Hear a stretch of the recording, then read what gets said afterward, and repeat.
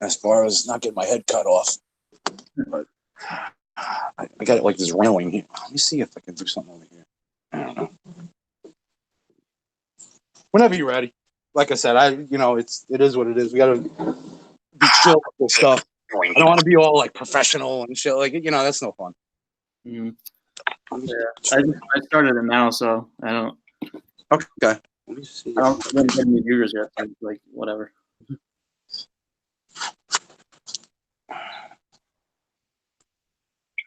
Okay. You know what? I do this.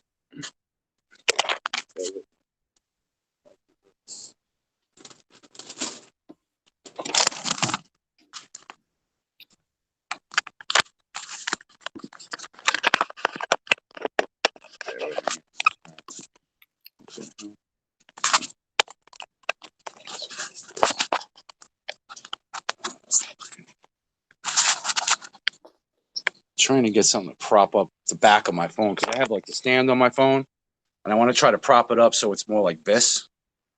You know what I'm saying? Rather than like that. Because I gotta put it on like the railing on my back deck. I'm trying to figure out how to do that. Make it so it doesn't fall down.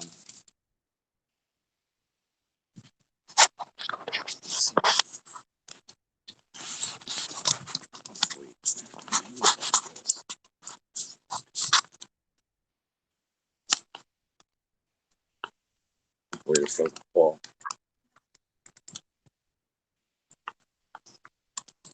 I think that might work.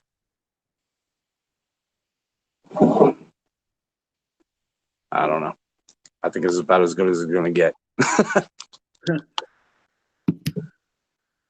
All right, so I'm going to do like the introduction now. So, right. Yeah, sounds good. So, welcome to Too Much Pod Tart. This is our first live episode, and I'm here right now with Johnny Black from the Squirrel Crow. He's the creator of the website, and now we got some deals going throughout the first couple days. A couple days ago, we got deals set in motion. Let's get the hot stove has been hot. It was obviously it was slow there for a little bit. We didn't really see much going on, but then starting on Sunday, we got the Mets big deal with Stroman.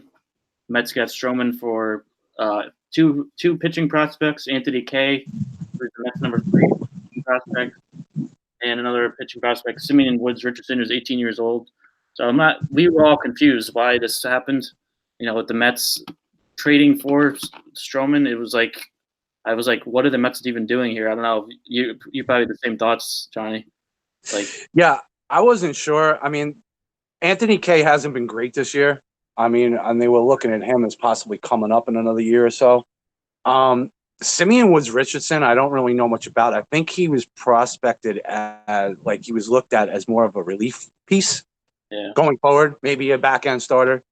Honestly, it's not a bad move by the Mets, but I just don't understand what they're. We'll see what happens in the next couple hours as far as Wheeler or Syndergaard or whatever may happen. Supposedly, I think it was Heyman or Rosenthal just tweeted out before that the Mets pulled Syndergaard off the table, so they're not moving him. Mm-hmm. Now, I don't know if that means they're going to hang on to Wheeler or if they're going to move Wheeler now, or I don't know. It all depends on what fits. I mean, they could have gotten a lot for Syndergaard, obviously, because he's got 2 more years of control. I mean, they have Stroman for next year. Wheeler's a free agent at the end of the year. So it's all going to depend on what they want to do. I don't understand what their direction is at this point. If they're pulling Syndergaard off, I mean, what they could do, and a friend of mine suggested this before, is that maybe they just hang on to Wheeler. Now that he's Syndergaard, DeGrom, and Stroman going into next year, hang on to Wheeler, give him the qualifying offer. If he takes it, then he takes it. If he doesn't take it, then you get draft pick compensation. Unless he waits it out like Keuchel and Kimbrel did. I mean, because you run that risk too. But I think, personally, if they gave the qualifying offer to Wheeler, he would probably take it because next year I believe it's going to be around $18 million.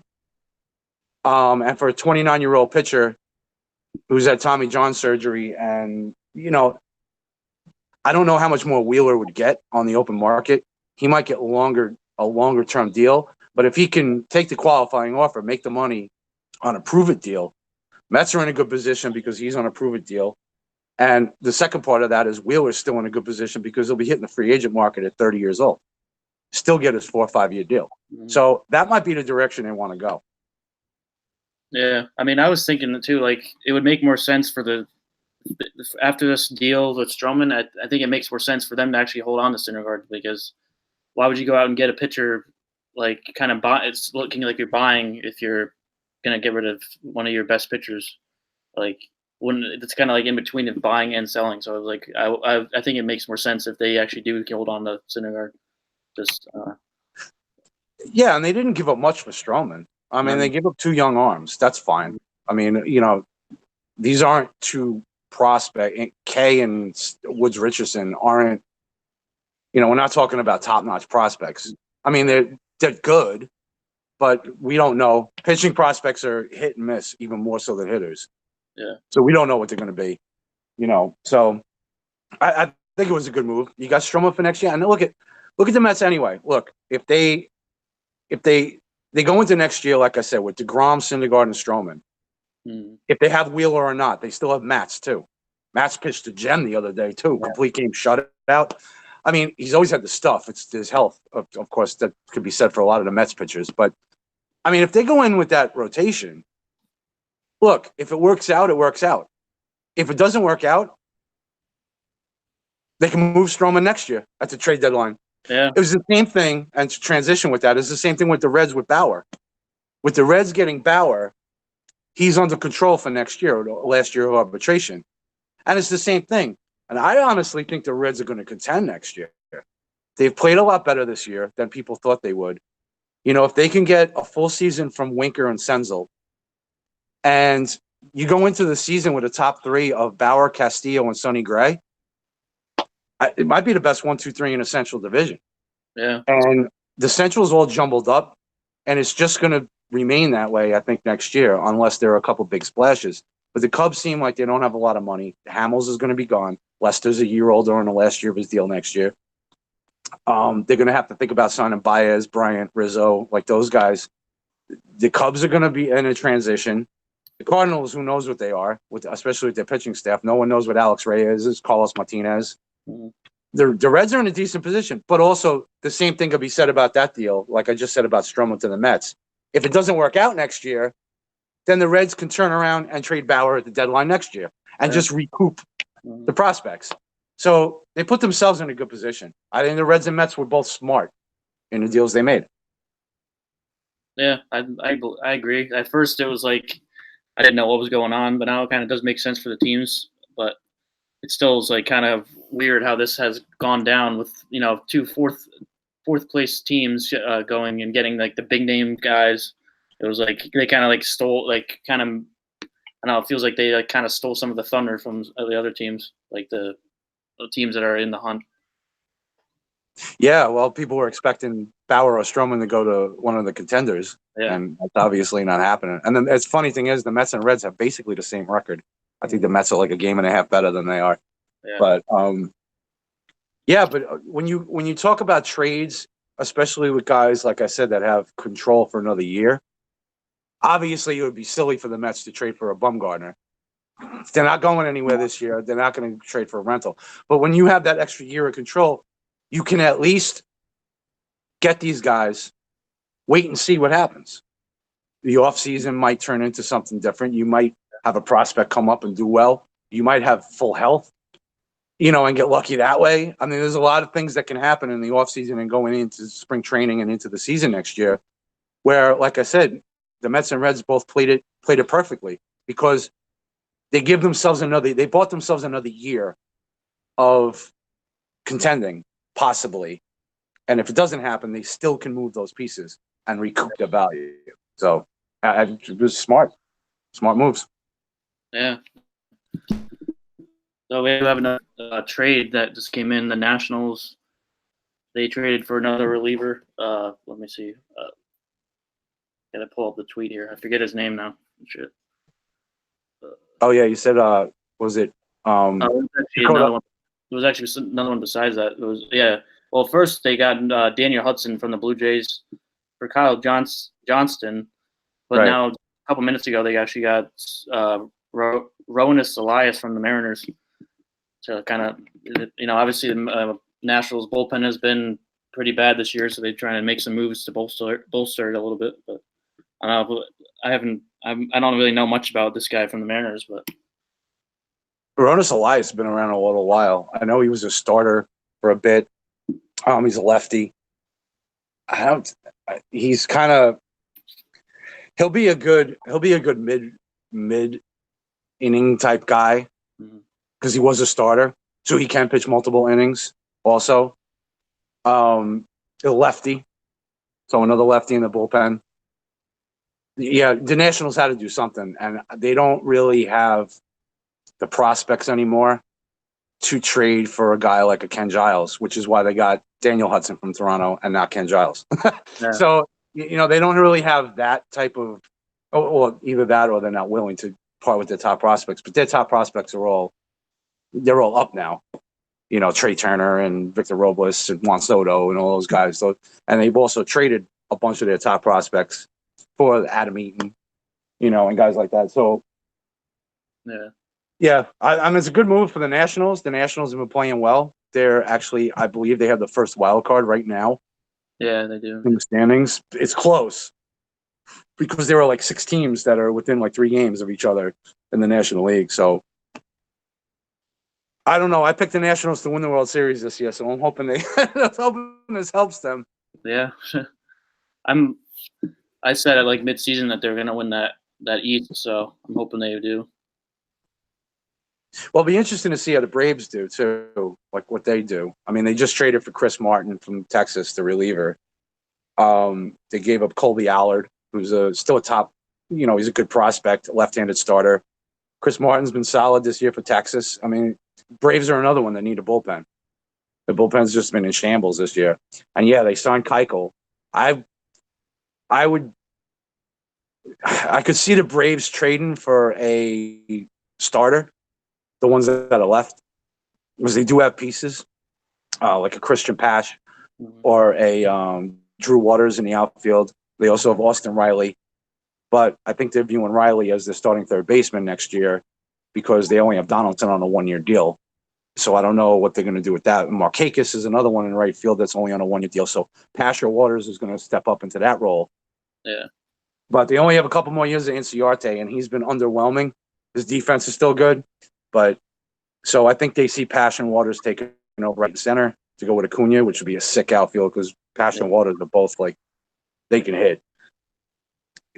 But if the Braves can pick up another ace to go along with, Keuchel and what Mike Soroka's done this year and stuff like that. I just don't know if they're willing to give up those hitting prospects because they see those guys starting moving forward.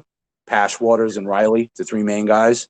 They probably see them starting in another next year or the year after. And they do have a lot of pitching prospects still in the minors. Ian Anderson, Kyle Wright, guys like that. Sean Newcomb is still there. Foltynewicz is still there. So I could see the Braves standing pat, but it'd be interesting because they do have the hitting pieces to move for a top-notch starter.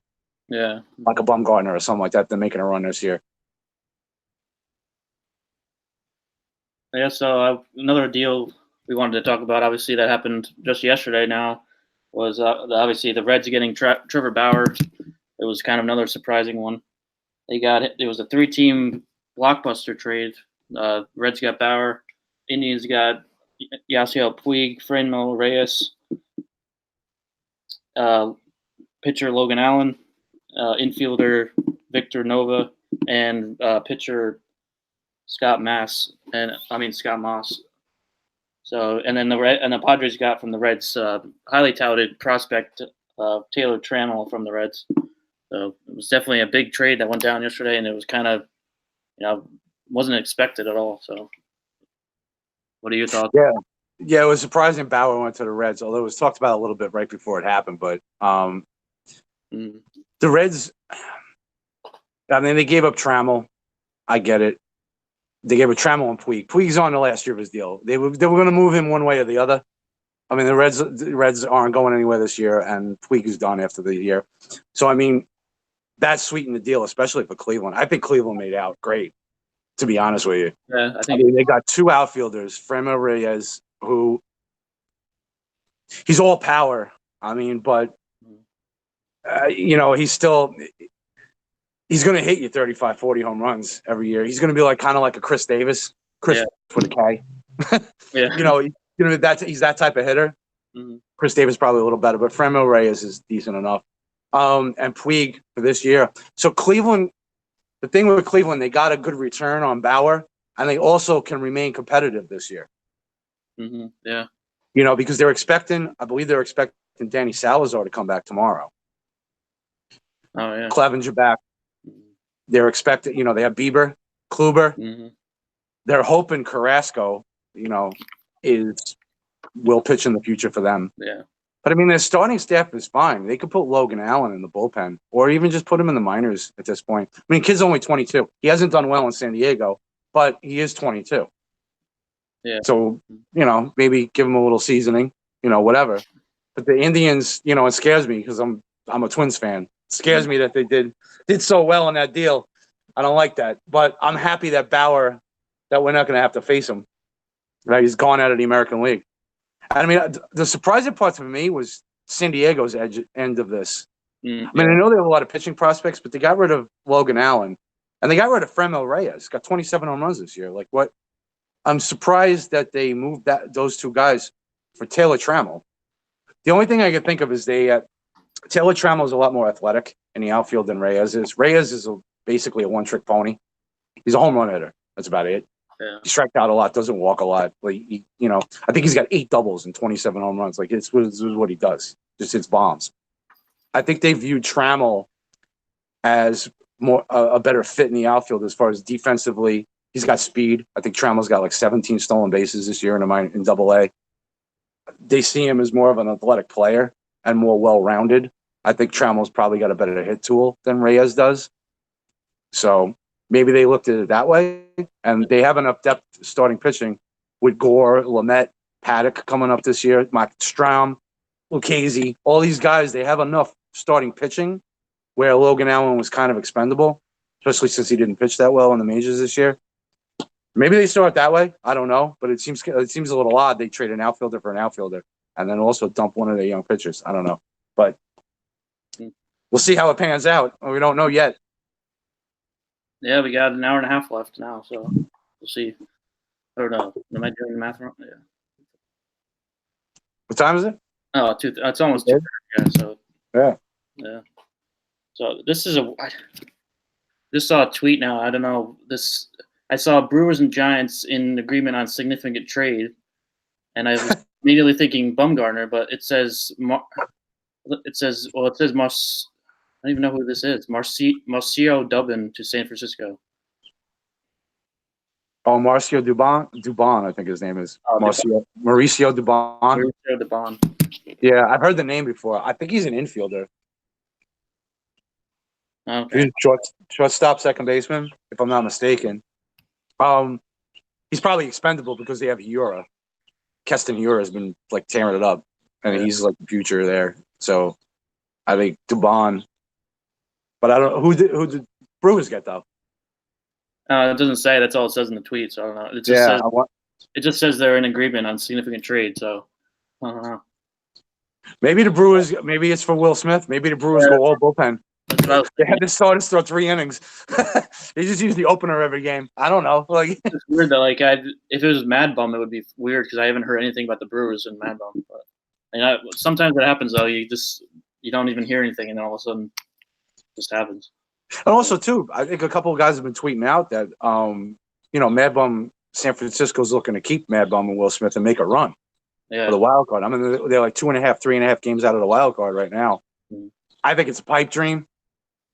But like we talked about last night when Joey was on, the sentimental value of it, I get it. It's Bruce Bochy's last year. He won 3 World Series with these guys, with Posey and Sandoval and Bumgarner and all these guys. I get it. But from a business point of view, it's bad business because you're setting your franchise back. but you never know what happens. They could get hot. I just don't see their, and they already traded Derek Collins, one of their pieces. I mean, I just don't know. But sentimentally, they're looking like the 2016 Royals or 2017 Royals. Oh, no, 2016. Like where they should have gotten rid of Hosmer, Moustakas, Lorenzo Cain. But they didn't. They didn't trade him at the deadline. They tried to make a run for it. It didn't work out, and they lost them all. They tried to be sentimental about it. I could see San Francisco still being sentimental about like these guys, especially since Bumgarner's been there his whole career. Like I said, Bochy, the last year of his deal, he's retiring. So I get it, but it's a tough call on both sides. It's almost unfortunate that the Giants got hot in the past month. You know what I mean? If they would have stunk and been 10 games under 500, it would have been a no-brainer. But at this point, with them being a couple games over 500 and still in the thick of things, and then also you wonder if they're going to be buyers. Yeah, that's true. I mean, if they're going to go sentimental and try to make a final run, do they? Not that they have much in their minors to sell, but Yeah. I don't know. I think if you look at some of the other teams that are sellers that want to dump salary, maybe San Fran takes on like they call it in the NBA, expiring contracts. Take on a guy like a Puig was, a guy that ends is over at the end of the year. Maybe the Giants go after someone like Wheeler. Yeah, who knows? So now it doesn't even make sense. They said it's significant, but they're saying Will Smith or Mad Bum are not involved in the trade. So it's like, what makes that significant then? Damn. Well, then I'm trying to think of Milwaukee's going to want to Jeff Samardzija? Just got it. Pomeranz to the Giants. Pomeranz? I mean, not to the Giants, to the Brewers. To the Brewers? Yeah. Okay. All right. Well, I can see that. Yeah. The Brewers just got what's his name too? Jordan Lyles.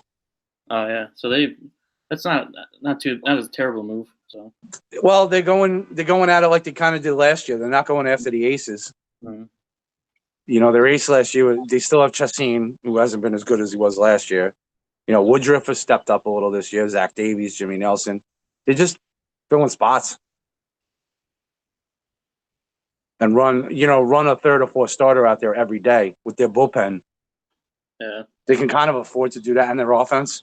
They have arguably, they do have the MVP, in their lineup. So, and he's looking like he might win it again this year. If it wasn't for Cody Bellinger, we'll see. But that never hurts either. Oh shit! Another trade. There we go. A's are getting Roark from the Reds. Really? Yeah. Shit. What the fuck? Wow. I wasn't expecting that. Damn. I think he's done after this year. Or is he? I'm not sure. I'm not sure what Roark's contract's like. I feel like it is just one, like just this year. I don't know. Yeah. Well, they got Bauer for next year. Yeah. So if Roark's, I said the A's are going for, because the A's traded for Diekman too. They got Jake Diekman for the bullpen. So they look like they're going for it. Yeah. They're right in the thick of things in the AL wildcard race. I don't think they catch any Astros, but they're right there. I think they're only like a game and a half behind Cleveland. I think Cleveland's leading. It's Cleveland, the Rays, the Red Sox, and the A's, basically, for the wild cards. And, of course, Cleveland's only like 2 games out beyond my Twins. Yeah. So we'll see. I'm still holding to my Rays Red Sox wild card game. That's why I said. I agree. That's why I said preseason. I'm sticking to it. So. I agree. I think the Indians are going to fall off, even though they made these deals. I don't know. I'm hoping anyway. Yeah.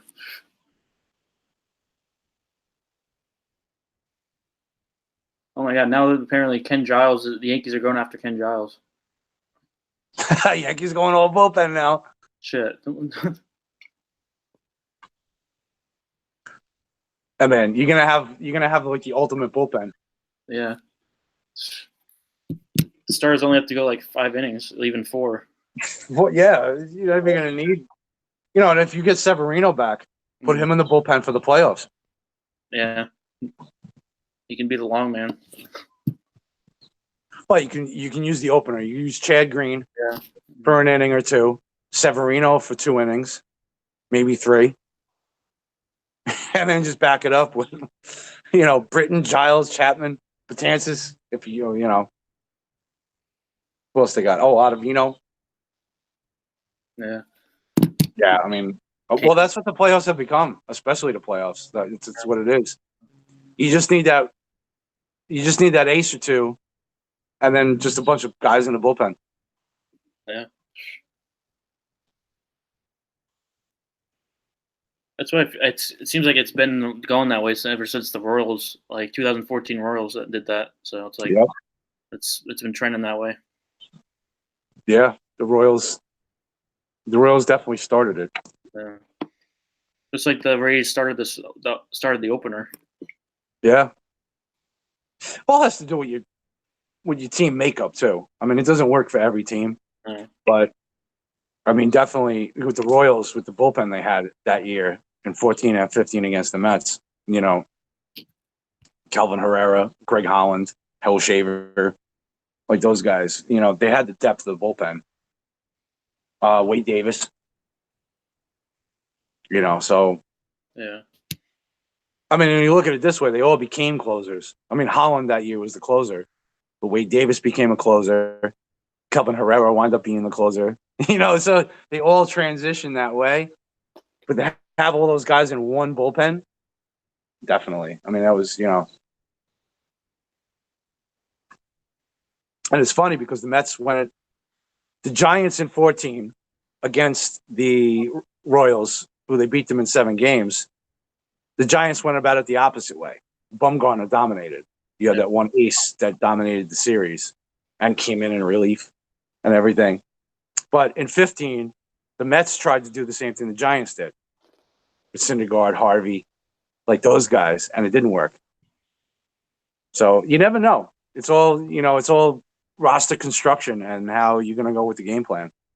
If you have the 3 top-notch starters to do it, and each one of those guys can go 7, then you don't need much of a bullpen. No. But the rarity of aces that can go 7 innings nowadays, it's rare that a team has 2, if 3, of those guys. So you have to look at it. You have to attack it a different way. Yeah, so, I think the Yankees going after Giles shows they have confidence they're making the playoffs. So that's a good thing. I don't feel like he's getting more bullpen arms is going to help them because I don't really trust any of the arms right now. Yeah, still think they need another starter. Yeah. I mean, Tanaka and Paxton should be fine in the playoffs, but after that, I don't know. Happ has been meh. CC. I don't want to see Happ in the playoffs. And I don't know how much you trust like Herman or someone like that, like in the playoff. Yeah. And Herman has a pitching limit too, I think. So. Yeah, I don't know. I still think they need a starter, but hopefully. The Twins definitely need a starter. We need 2. Now it's less than an hour and a half, so. Twins got to do something, man. They have to. They have to do something. Especially Cleveland making moves. And we got a 2-game lead. I mean, there's got to be. We have to solidify the starters. Bullpen's been good this year. And we got Romo. All right, Sergio Romo's not what he used to be, but he was solid with Miami this year. Yeah. He's not bad. He's not going to be the closer, but at least he's got playoff experience too, even though it's been a few years. But, I mean, he's been through it. So he gives a little veteran presence to that bullpen crew with Taylor Rogers, Trevor May, Hildenberger, like those guys. So I like the move. And we also got 2 other prospects from Miami. It was kind of weird. We got Romo, a minor league pitcher, 22-year-old minor league pitcher. What was his name? Hold on, I think I wrote it down. Valamont, Chris Valamont. Oh, okay. And another guy. And we traded we traded Lewin Diaz to the Miami Marlins. Who the kid's got power. First baseman, big kid, got power. I think he's got 20 home runs in the minors already this year. So, and then when Marlins got their power hitting first baseman that they kind of wanted, and we got Romo for this year's run, and then we got another arm and another infielder for, depth. Fine with me. Yeah. We didn't really need Lewin Diaz because they're looking at Kirilov coming up next year playing first base after the year Cron had this year, having and stuff. So first base he wasn't going anywhere. So No. I like the move. This is the first deadline too for the Twins that they're looking at being buyers with the new regime, like Thad Levine and Derek Falvey, like running the ship. Mm-hmm. So I'll be interested to see like what more they do as far as maneuvering with prospects and stuff. It's Joey. Hey, Yeah, so hey, hold on. Call me. Hold on 1 second. my something's fucked up. Hold on.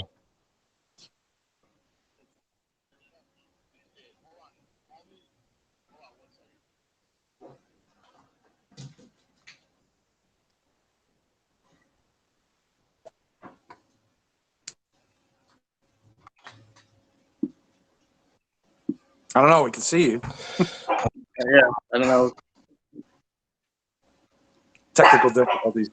Please stand by. Yeah, please stand by for these technical difficulties. If I can speak. Hello? Hello? Yo. Yeah, Joey. Yeah, we're here. Yeah, what's going on? Hey, Yeah. what's up? Welcome to the What's show, up? Joey. How's it going?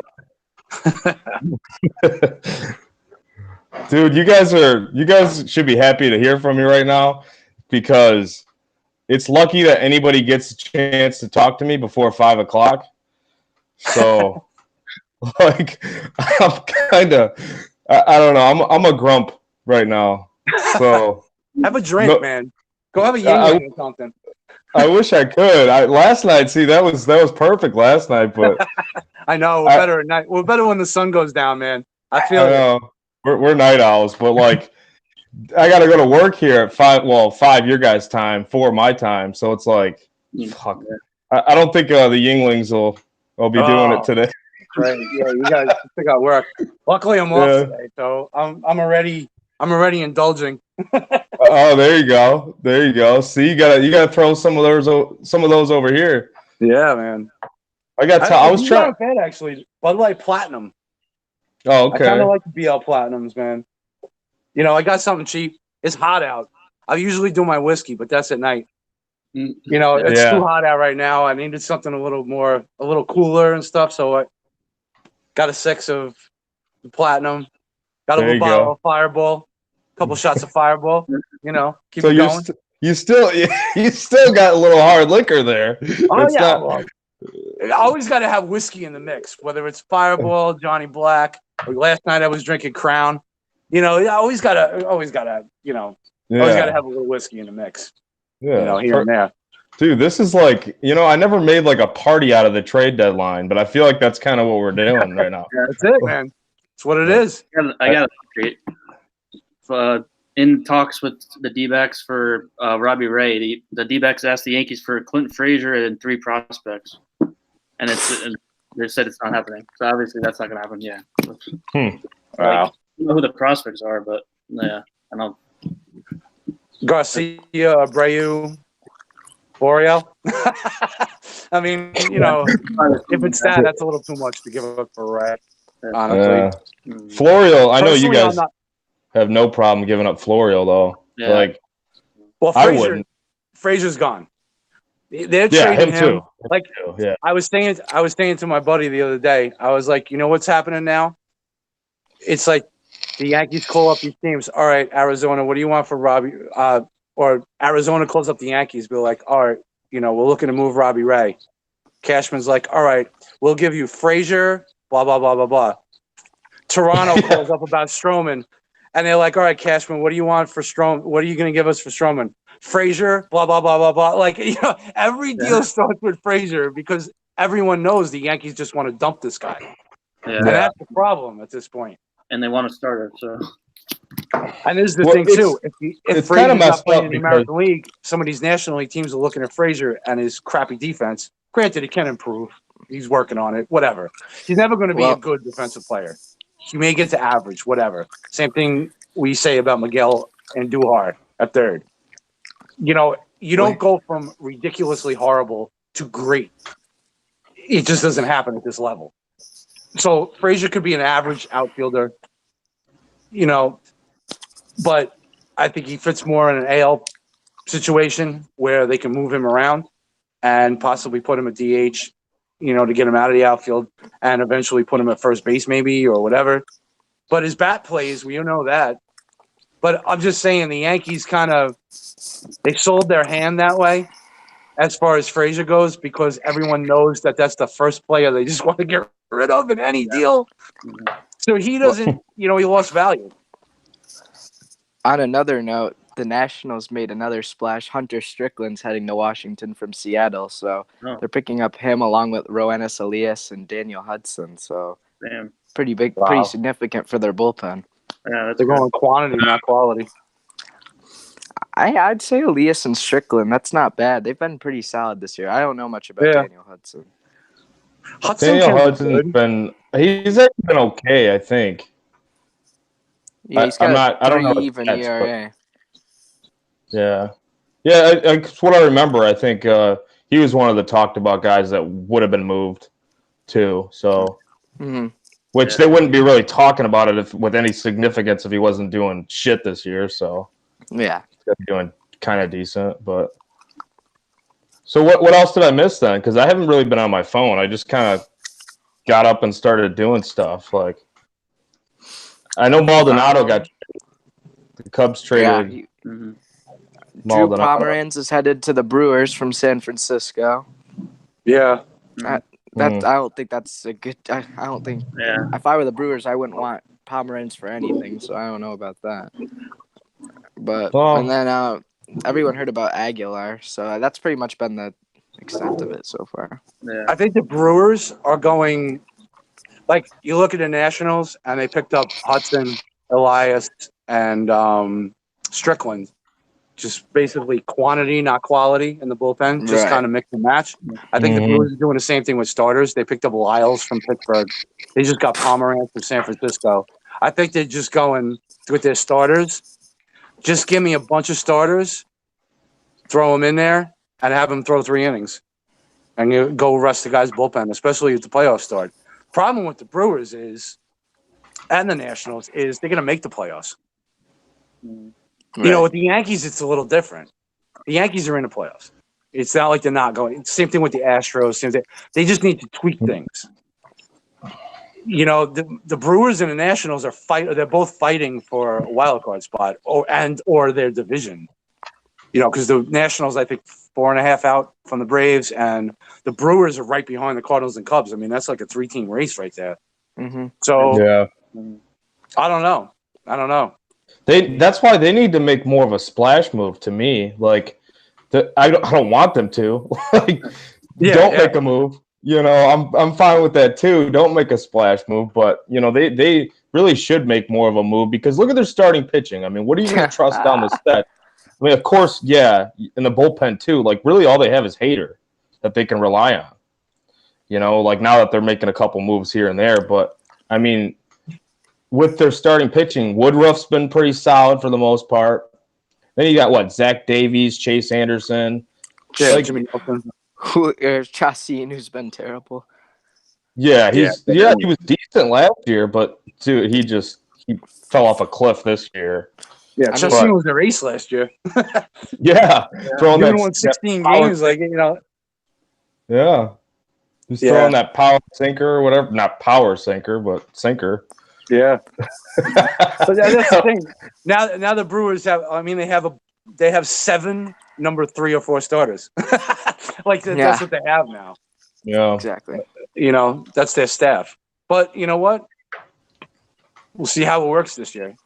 You know, they have all those guys plus Hader. You know, and we'll see how they mix and match. This is the way this is the way baseball is now.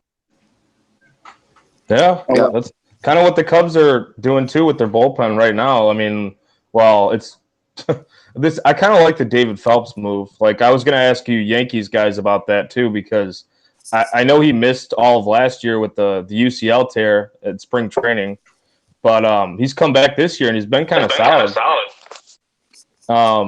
What did he have? Like a mid 3.63, I think, ERA in like 17 games. So yeah, he's I just don't one of know. those guys. You throw him out there for an inning if you need him. Like, he's pretty solid. He might get the job done. I don't know. You don't trust him in a one-run game, Game 7 or anything. But Right. Yeah. Phelps has always been pretty solid. I mean, didn't he have the one really good year in Miami too? yeah, Like he had a couple good years before he got hurt. 2016 was his best year, 2.28 ERA. Yeah. Yeah, I mean Phelps, Hmm.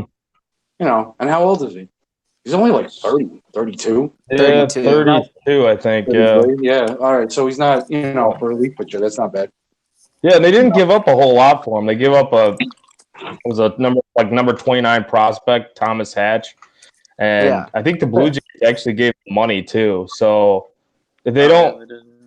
they're not going to cover. I think they covered a lot of the contract for this year. So the Cubs, like the max that the Cubs would pay this year, would be like 1.25 or 1.5 million, and then a lot of that's incentive based.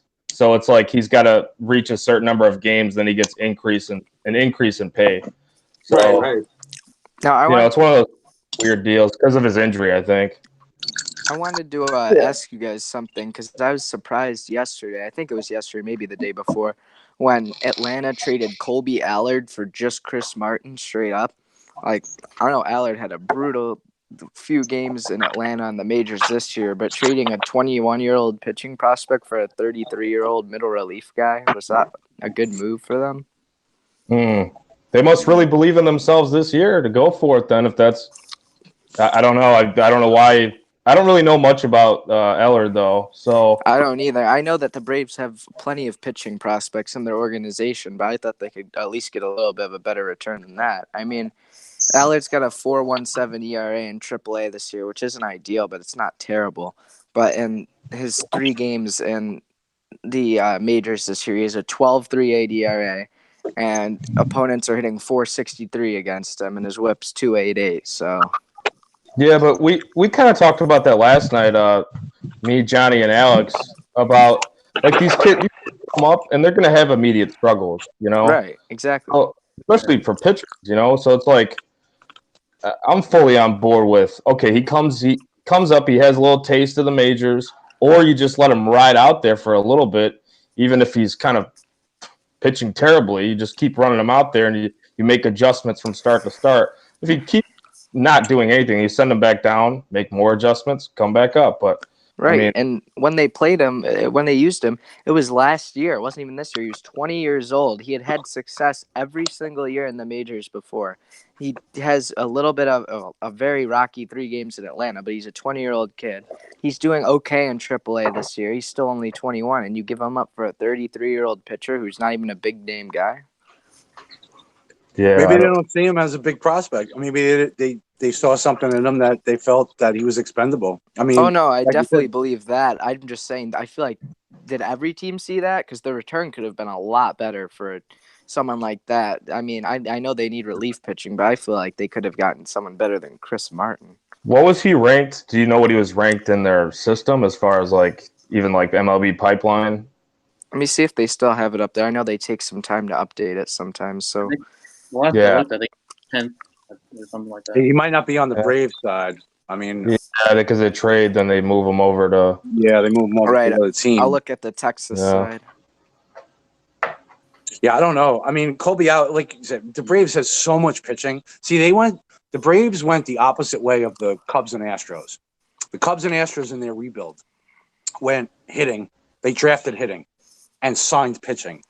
You see the Cubs, what they did with Lester, Lackey, guys like that. Like they signed, or granted they have Hendricks, but I'm just saying they signed guys, Hamels, Darvish. They signed their pitchers and they brought up their hitters. Guys like Baez, Russell, Bryant, Contreras, guys like that. Houston did the same thing when they were rebuilding. They drafted Springer, Altuve, Correa, Kyle Tucker, guys like that, who they brought up and then signed or traded for pitching, which was, Verlander, Cole, stuff like that. So the Braves went about it the opposite way. Because you look at the Braves and they traded Andrelton Simmons to the Angels for Sean Newcomb. They traded, I forget who they traded for. They got Fultonovich. They drafted Colby Allard, Ian Anderson, Kyle Wright, Soroka. They went pitching and then got those few hitters. Luckily for them, they got the few hitters that worked out, like an Albies and Acuna, and obviously they locked up Freddie Freeman. But they went about their rebuild a little differently than the Cubs and Houston squad did. You know what I mean? So we'll see how it works out for them, because now they're struggling with their relief pitching and stuff. I mean, we'll see where you spend the money. I guess it just depends on what works out. But drafting pitching is such a risky thing. Right. Signing established pitching is different. And that's why I think the Cubs and Astros went about it their way, because hitting – oh, sorry, guys. I was trying – I got you propped up on my railing, but – Is that fireball? Hitting is generally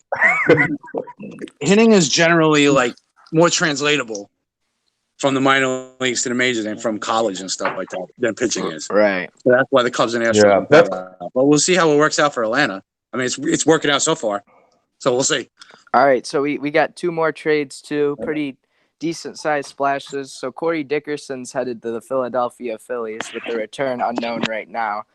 And here on the other trade. That could be solid for them. Exactly. I think that's a big trade for them. And the other trade, which is something that I predicted in my Marlins article that should be done, they traded their young pitcher, Zach Gallen, to the Arizona Diamondbacks in exchange for Diamondbacks shortstop prospect Jazz Chisholm, which, in my opinion, is exactly what the Marlins needed to do, because the Marlins have pitching on pitching in their system, but they don't have the position players. That's a great move. Zach Gallen for Chaz. Wow. Yeah. That's a pretty big move. Gallen's studs right there. Yeah, Gallen's been solid, and I really like Gallen a lot. I was watching him even before he came up this year, and I was just waiting to pounce on him for fantasy. It's like, I think that works both ways. Oh, it does, yeah. Chisholm, he's solid. That really helps Miami, I think, a lot. I wonder what our buddy Marcos thinks about that. Yeah, that's a good question. Are you looking at the chat? Can you see the chat at all, Alex? I can. Wait, what? Yeah, I don't know. Are there any questions or anything? Chat. I wrote in there before I came on here because I was seeing if you guys could see it, but I don't know. Let me see. I can pull it up on my laptop. So the thing about Jazz Chisholm is his bat hasn't come around exactly yet, and Double-A is hitting 204 with 18 home runs though. So he's got the power side of it, but he's got to hit better for average in Double-A than 204. Supposedly he's a great fielder though. Mm-hmm. Yeah, he is. Yep. He's a wizard at shortstop. So I don't know. I mean,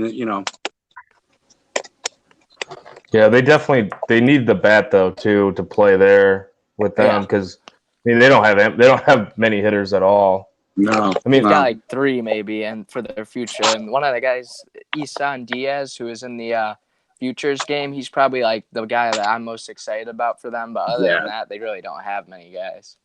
Yeah, like a stud. That kid looks like he can play. Yeah, for sure. Like you said though, Gio. I mean, they're pitching. They've done a pretty decent job with these pitchers. I mean, look at Caleb Smith. He's turned out to be a stud. Yeah. Like they got some other guys that I don't know. Yamamoto has been decent at times. You got Urena. There's a couple others I'm leaving off. Pedro. Pablo Lopez. Yeah, Lopez. Pablo Lopez. Yep. You got him. They got Eliezer Hernandez, who's been pretty decent for them, and then they've got Jordan Yamamoto. Yeah. See if I can do it. I can't remember, but I get Hernandez and Yamamoto mixed up with what kind of stuff they have though, because I was watching both of them. I've seen them both pitch, but I'm getting them mixed up with one of them. I didn't like as much as the other one, but I can't remember which one it was. One of Let's those see. two. I think I like. Hernandez has a 4.93 ERA right now. I don't know. He's not working out this year so far. He started out decent, but yeah. Yeah. Yamamoto started out fantastic. Now he's 4-2 with a 3.64, which is good, but he started out a lot better. Yeah. One of those guys, though, they played the Cardinals, and he was getting fucking rocked. Like, it just wasn't showing because they were hitting, like, line drives right at guys. Yeah. But it's the BABIP gods were on his side. I can't remember which one that was, though. I get those two mixed up. Let's see. I think it was yeah, it was definitely Hernandez because Yamamoto's faced the Cardinals twice and shut him out both times. Oh, there you go. Well, he shut him out. Okay, he shut him out twice. What Hernandez? How did he do then against him? Let's see. But because the guy that pitched against him, the game I was watching, he actually had a good game if you look at the box score. But he was just, his pitches were so flat. He was getting rocked. It just was not showing. Let's see. Pitching. I'm looking at his pitching game logs. He's faced St. Louis twice too. One of them he went 6 innings, 1 run, 5 hits. The other 5 2/3, 3 runs, 5 hits. 3 runs, 5. I think it's probably Hernandez then, more than likely. I don't know. I'd have to go back and watch, but I don't know. Right. Yeah. I'm sure if you face a guy twice and shut him out twice, it's probably not you. Yeah. Like, that second start's pretty telling, I think. Yeah. Like, but yeah. Oh, what else is? It seems like Gio's on, but I can't. Gio is on. Can you hear him? I haven't heard anything from him. Oh. I see him on here. Oh, really? He's been talking. Really? Oh, is that what? Wait a second. We're having the same problem that we had a while back. Yeah. Oh, with Jamie, yeah. Can you fucking hear him? Jamie was just like just cutting you off left and right. Yeah. I remember that. Wait, so Johnny can't hear me right now? Yeah, I can hear you. Oh, you can hear him now? Oh, Well, I can't hear Gio. No. that was I Gio. just said that. That was me. That was Gio. Oh. I don't know. I'm confused now. I'm totally confused. Oh my god! Usually me. This is a great first live. Yeah. Hey, Maj asked a question. Maj asked if the Mets can be saved. Yeah. Not this year.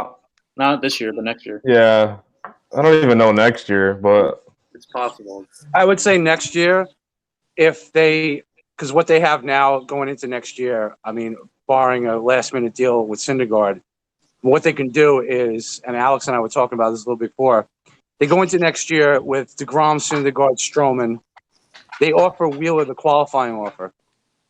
If he takes it, great. You have him for one more year, and then you get him with Matz. And that's your 4th or 5th. If he doesn't take the qualifying offer, you at least get a draft pick for him. Mm-hmm. So the pitching is fine. They need a bat, though, or 2. Yeah. I mean, other than McNeil and Alonso, I mean, Conforto's up and down. Is Nimmo ever coming back? Like, what? Is this guy ever going to be healthy? Yeah, that's a good question, actually. I forgot about Nimmo. But Cespedes is a done deal. They need what the Mets need. They need a center fielder and they need a catcher. That's what they need. If they kept Travis d'Arnaud, they'd be looking all right now. Yeah. we were just talking about that. Yeah. Travis d'Arnaud. The R.A. Dickey deal. Yeah. Yeah. Syndergaard was like an afterthought in that deal. d'Arnaud was the main man there. He was the Todd Zeal of that deal. That's right. Yeah, that's right. Yeah. What was that deal? Todd Zeal and Piazza. Yeah. Oh, yeah. Piazza. They got him Yeah, up that's from right. the Marlins. I forget. I'm trying to remember who the Mets gave up for them. I'm trying to remember now. Stupid Marlins. Yeah, I can't remember. I can't remember what that trade exactly was, but like I said last night, like I remember Todd Zeal and Piazza, they were on the Marlins for like 10 days or something like that, and then they got shipped to the Mets. So I got a question for you guys. All right, shoot. All right, it's a two-parter. One, do you think the Marlins are going to move stadiums or cities? Two, do you think Derek Jeter will lead them into the promised land? I think by promised land, I mean winning again. Yeah. I think they should move cities because they don't have any fans there.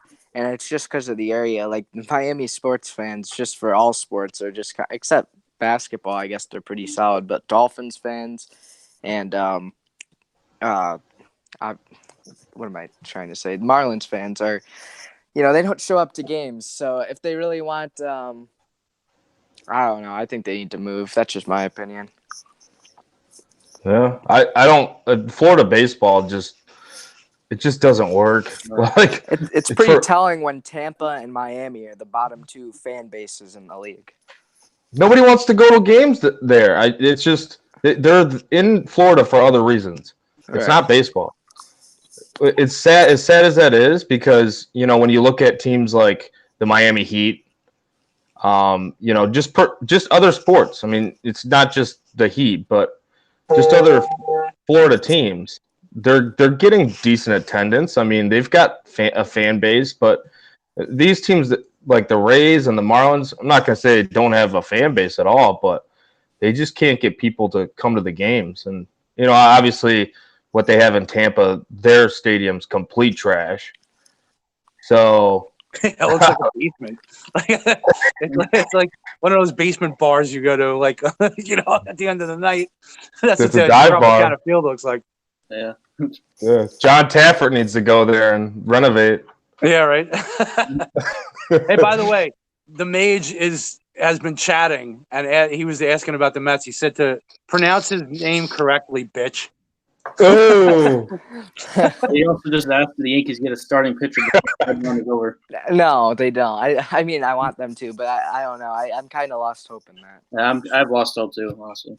If they do, it's going to be somebody like, I don't know, Mike Minor. Or if they get, I would be even him. pissed. Dude, I would be happy if I were you guys to get Minor the way that he's pitched this year. I don't know how he's been the last few times out, but even last year, I mean, his overall numbers aren't as good as what he was pitching last year. He upped velocity on his fastball. Because I remember I did the team preview for the Scarecrow before the season, and I was looking into Minor, and he had a string of starts that, I mean, I think he had the no-hitter last year, and he had a string of starts that were just all quality starts, and he was just dominating. So, and he brought that into this year. That was one of the real things was going to be looking into the year. Was he going to be the piece that was dealt if he pitches kind of the same as he did last year? And he, for the most part, he has, if not better, a lot better. So, well, one trade that I wouldn't mind seeing, and I think it would work for both sides, is sending Clint Frazier to Detroit in exchange for Matt Boyd. I would like to see that. Yeah, Clint Frazier and what? Clint Frazier and three of the four other guys. Well, yeah, because the control, you got to look at the control. That's no. Like, I know you have to give up more than just Frazier, but him headlining the package, and also throwing in a guy like Andujar and a guy like Albert Abreu. I would take Boyd. Frazier is headlining any package. Exactly. Said to anyone. Yeah. He's the first name. Cashman just wants to get rid of this dude. Like at this point. What if he turns out to be a stud, like first baseman? Right? Well, that's what's going to happen. Like they're going to wind up trading him, and he's going to wind up being, He's already a good hitter.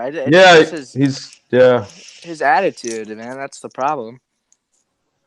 Is it really even as bad as what people make it sound like, though? Like I'm wondering that.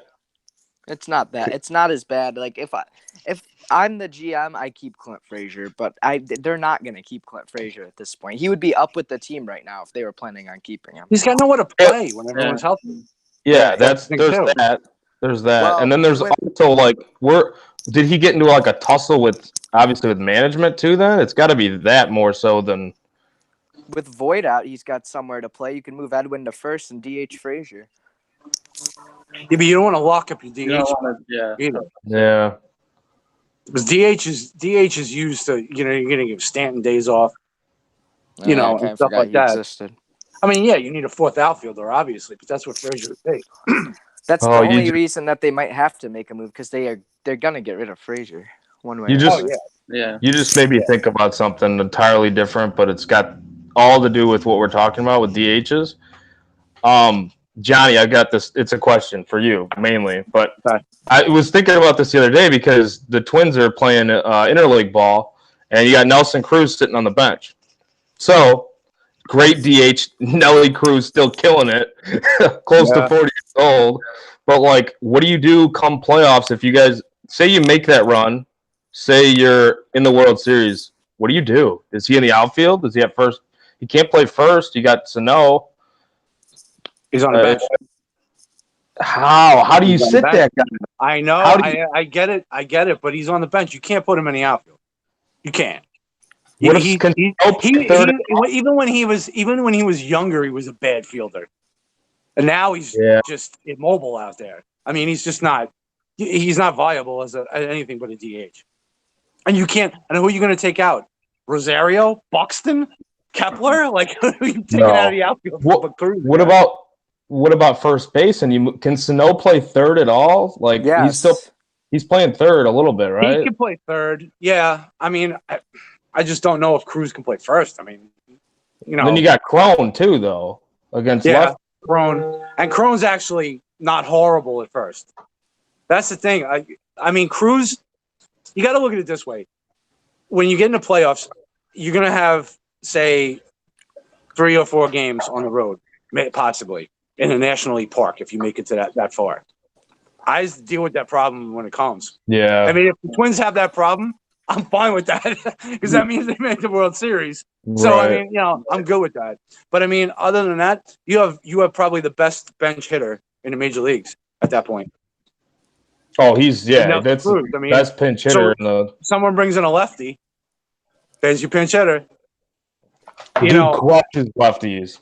Yeah. Oh, he crushes lefty. Yeah. Crushes everybody, but yeah. Nelly Cruz has been. I mean, the guy's ageless at this point. Like he just keeps doing his thing, and I hope he's he been a doesn't great retire. addition. I was huge on. I love the move before the season when they signed him. I thought it was going to be a big thing. I thought it was going to have a great impact on Sano, and a lot of the other Latino players. And I think it has. I mean, you look what Polanco's done. You look what Sano's done now coming back. I mean, Sano has always been a guy who hits the ball he hits the ball fucking hard. Like when he hits it, he strikes out a lot and everything. Doesn't have a lot of plate discipline, but when he hits the ball, it's like his hard hit percentage is one of the few guys that's over 50%. He kills it. If he can actually, if he had a little more pitch recognition, didn't swing at everything, he'd be a much better hitter. But you know what? I'll take what Sano gives. Twins are just the Twins. They need starting pitching.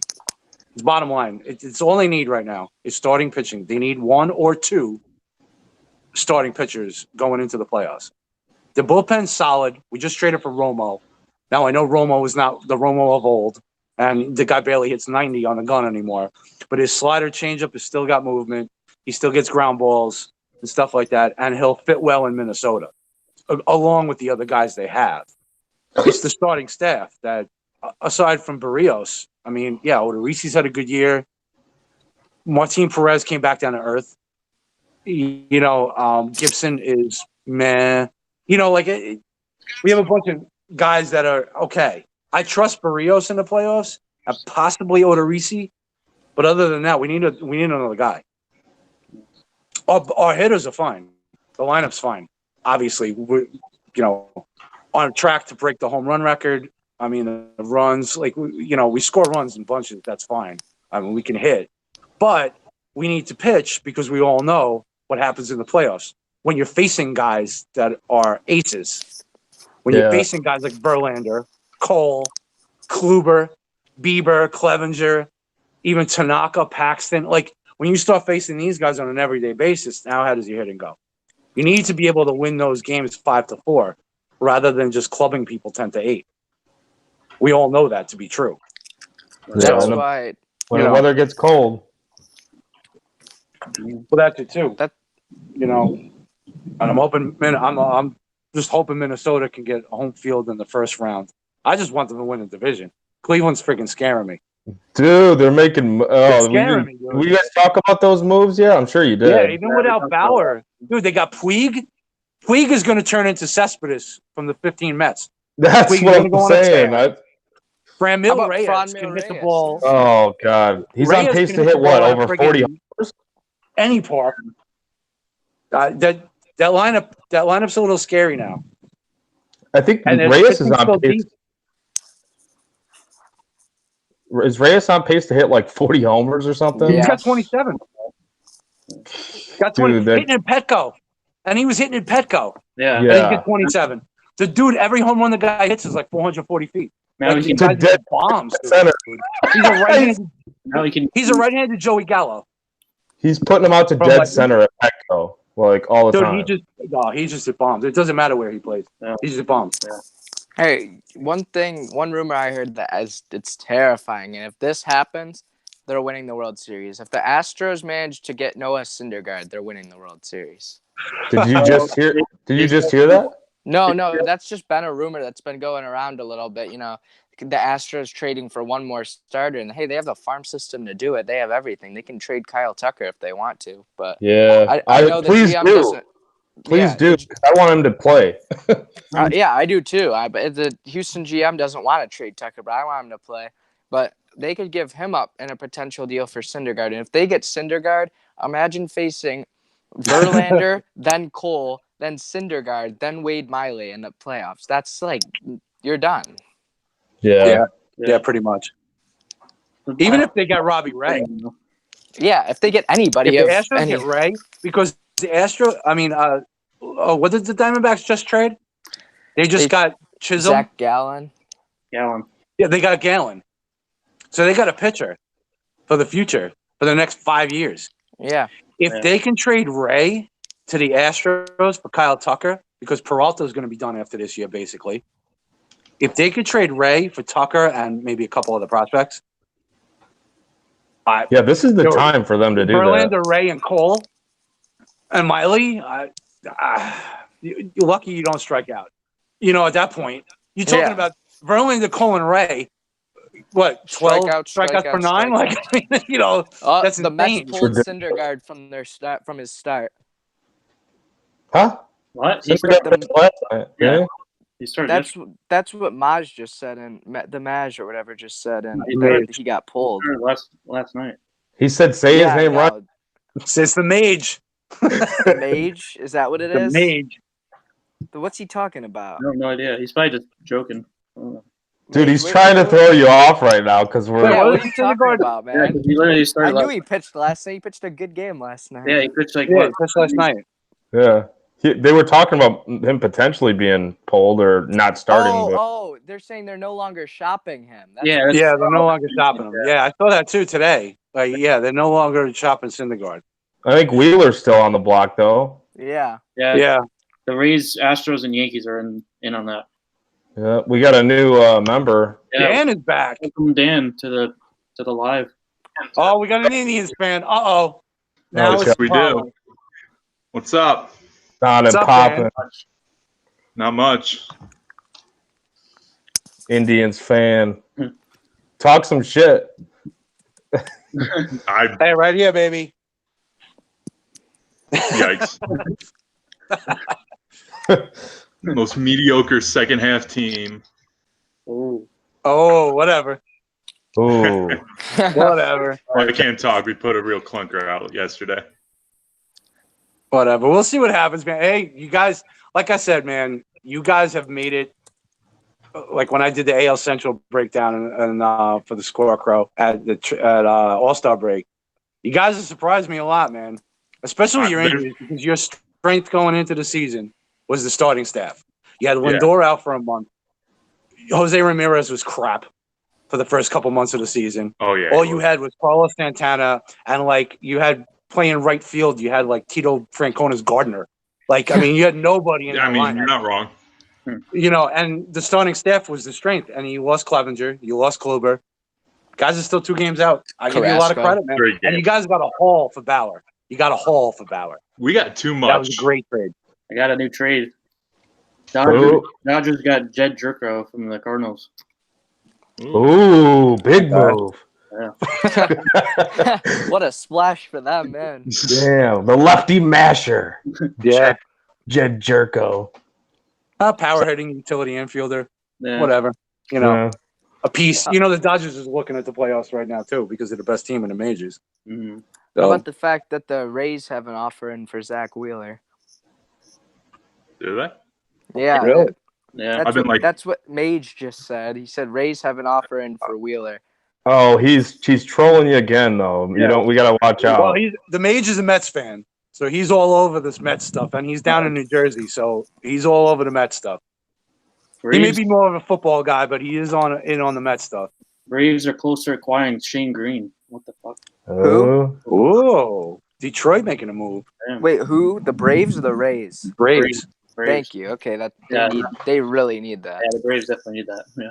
The Braves getting Chris Martin. If they get Shane Green, solidify They- that bullpen a little bit. Then they just need AJ Minter to pitch. Yeah. They need a lefty. That's all they need.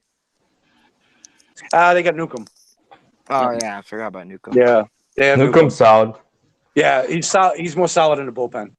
Yeah. Let him. He's one of those guys that like let him throw it all out for 1 inning or even 2 innings, and you know, that's it. He's not. I don't think Newcomb is starter material anymore. Nah, he's I past think that. I think he's going to wind up more like a Josh Hader type, Andrew Miller type. Yeah, with less power though. What is he throwing? Like He's still. maybe he is throwing heat. I I mean, don't he's not know. throwing 100, but you know, Right. Yeah, but Hader gets away with 1 pitch. I mean, at least Newcomb's got a little pitch mix. I don't know how. Like, I mean, I get it with the reliever. You only need him for short stretches, but like, dude, what does he throw? Like 95% of the time, throws his fastball. Like, Mariano Pretty much, yeah. only So threw it's the about cutter. 100. yeah, I but think that's it's all he has is like different fastballs. I mean, Mariano only threw the cutter. That's all he threw. yeah, Yeah. that pitch has Yeah, well, it more. worked. I mean, to me, more movement. You know, like Oh, I don't know. I if you have an explosive fastball though, yeah, we've seen it with Chapman. Well, I know you guys haven't seen it lately as much, but we've seen it with Chapman. He can definitely get away with a really good heater. Like if you have it, like 1 inning, 2 inning stretches at least for sure. That's what I'm saying about Newcomb too. I mean, you look at him as a starter; he was throwing 95. Now you put him in for an inning or two. Tell me he can't bump up, get his velocity up a couple miles an hour. Maybe throwing 97, 98 when he needs it. And if you mix in the fact that he has like a decent curveball, a decent changeup, he could definitely be like a 2 inning guy, like for the Braves on the left side. So he's valuable. He's the guy they traded Andrelton Simmons for to the Angels. Newcomb was drafted by the Angels like in the first round. And that's who they got in the Andrelton Simmons deal. So they look at him as like, you know, the guy was a first round pick. They traded Simmons for him, for arguably top 5 defensive shortstops of all time at this point. You know, so they're definitely going to give him every opportunity to succeed, no matter if it's in the starting rotation or the bullpen. But I think he fits well in the bullpen, Newcomb. His stuff plays better in the bullpen.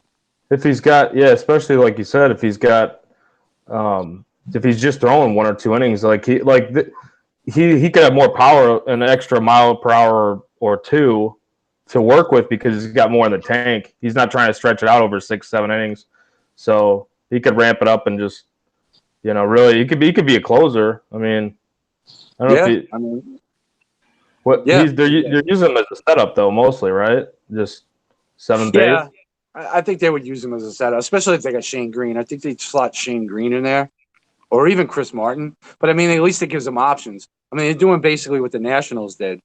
The Nationals have done this trade deadline because we talked about it before. They got Strickland, Ronas Elias, and Daniel Hudson.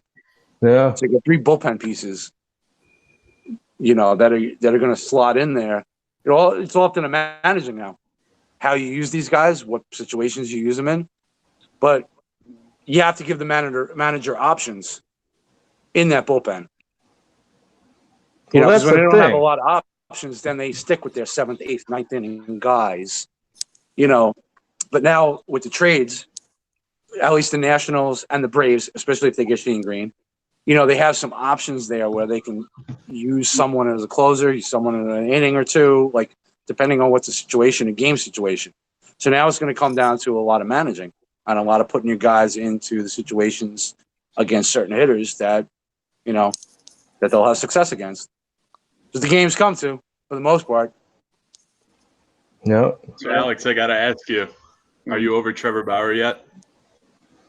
Yeah, Am I? no, honestly, like, whatever. So what, are you guys going to get a starter or what's going on? What? So there like any starters left for you guys to get? Well, I saw that they were in on Wheeler, but I'm not really too I wouldn't be that thrilled about it unless, I mean, I would be happy with anything at this point because obviously you're not getting Gray anymore. No. And I mean, Mad Bum is still kind of on the table, but I don't know. I doubt he gets moved. Like, yeah, I don't think it's been traded. The Yankees refused to give up Clint Frazier +3 prospects in a trade for Robbie Ray. That's the report that the Diamondbacks asked for Clint Frazier, 2017 first-round pick Clark Schmidt, and 2 other prospects for Robbie Ray. Yeah. So Yeah, I that's wonder what gone. the 2 prospects were. But Yeah, I wonder. I don't know. that's probably the sticking point. Right. Probably asking for Florial and Garcia or something like that. Or along those lines. I thought it was like Schmidt and like 2 lower guys though, which wouldn't. I don't know why they. I kind of feel like I would have done that. But. Yeah, me too. If it was like Abreu and like a lower guy, I don't understand why they wouldn't do that either. Yeah. When they're It's looking like to get, they don't we said realize before, that they need pitching. Speaking of Abreu, the White Sox, I get this whole sentimental value thing. Like, I mean, I talked about that in the Bumgarner article. It wasn't a Bumgarner article, but the State of Baseball trade deadline one. But it's like where I talked about the Giants and all that and, you know, what they're doing. But, like, the White Sox need to trade Jose Abreu.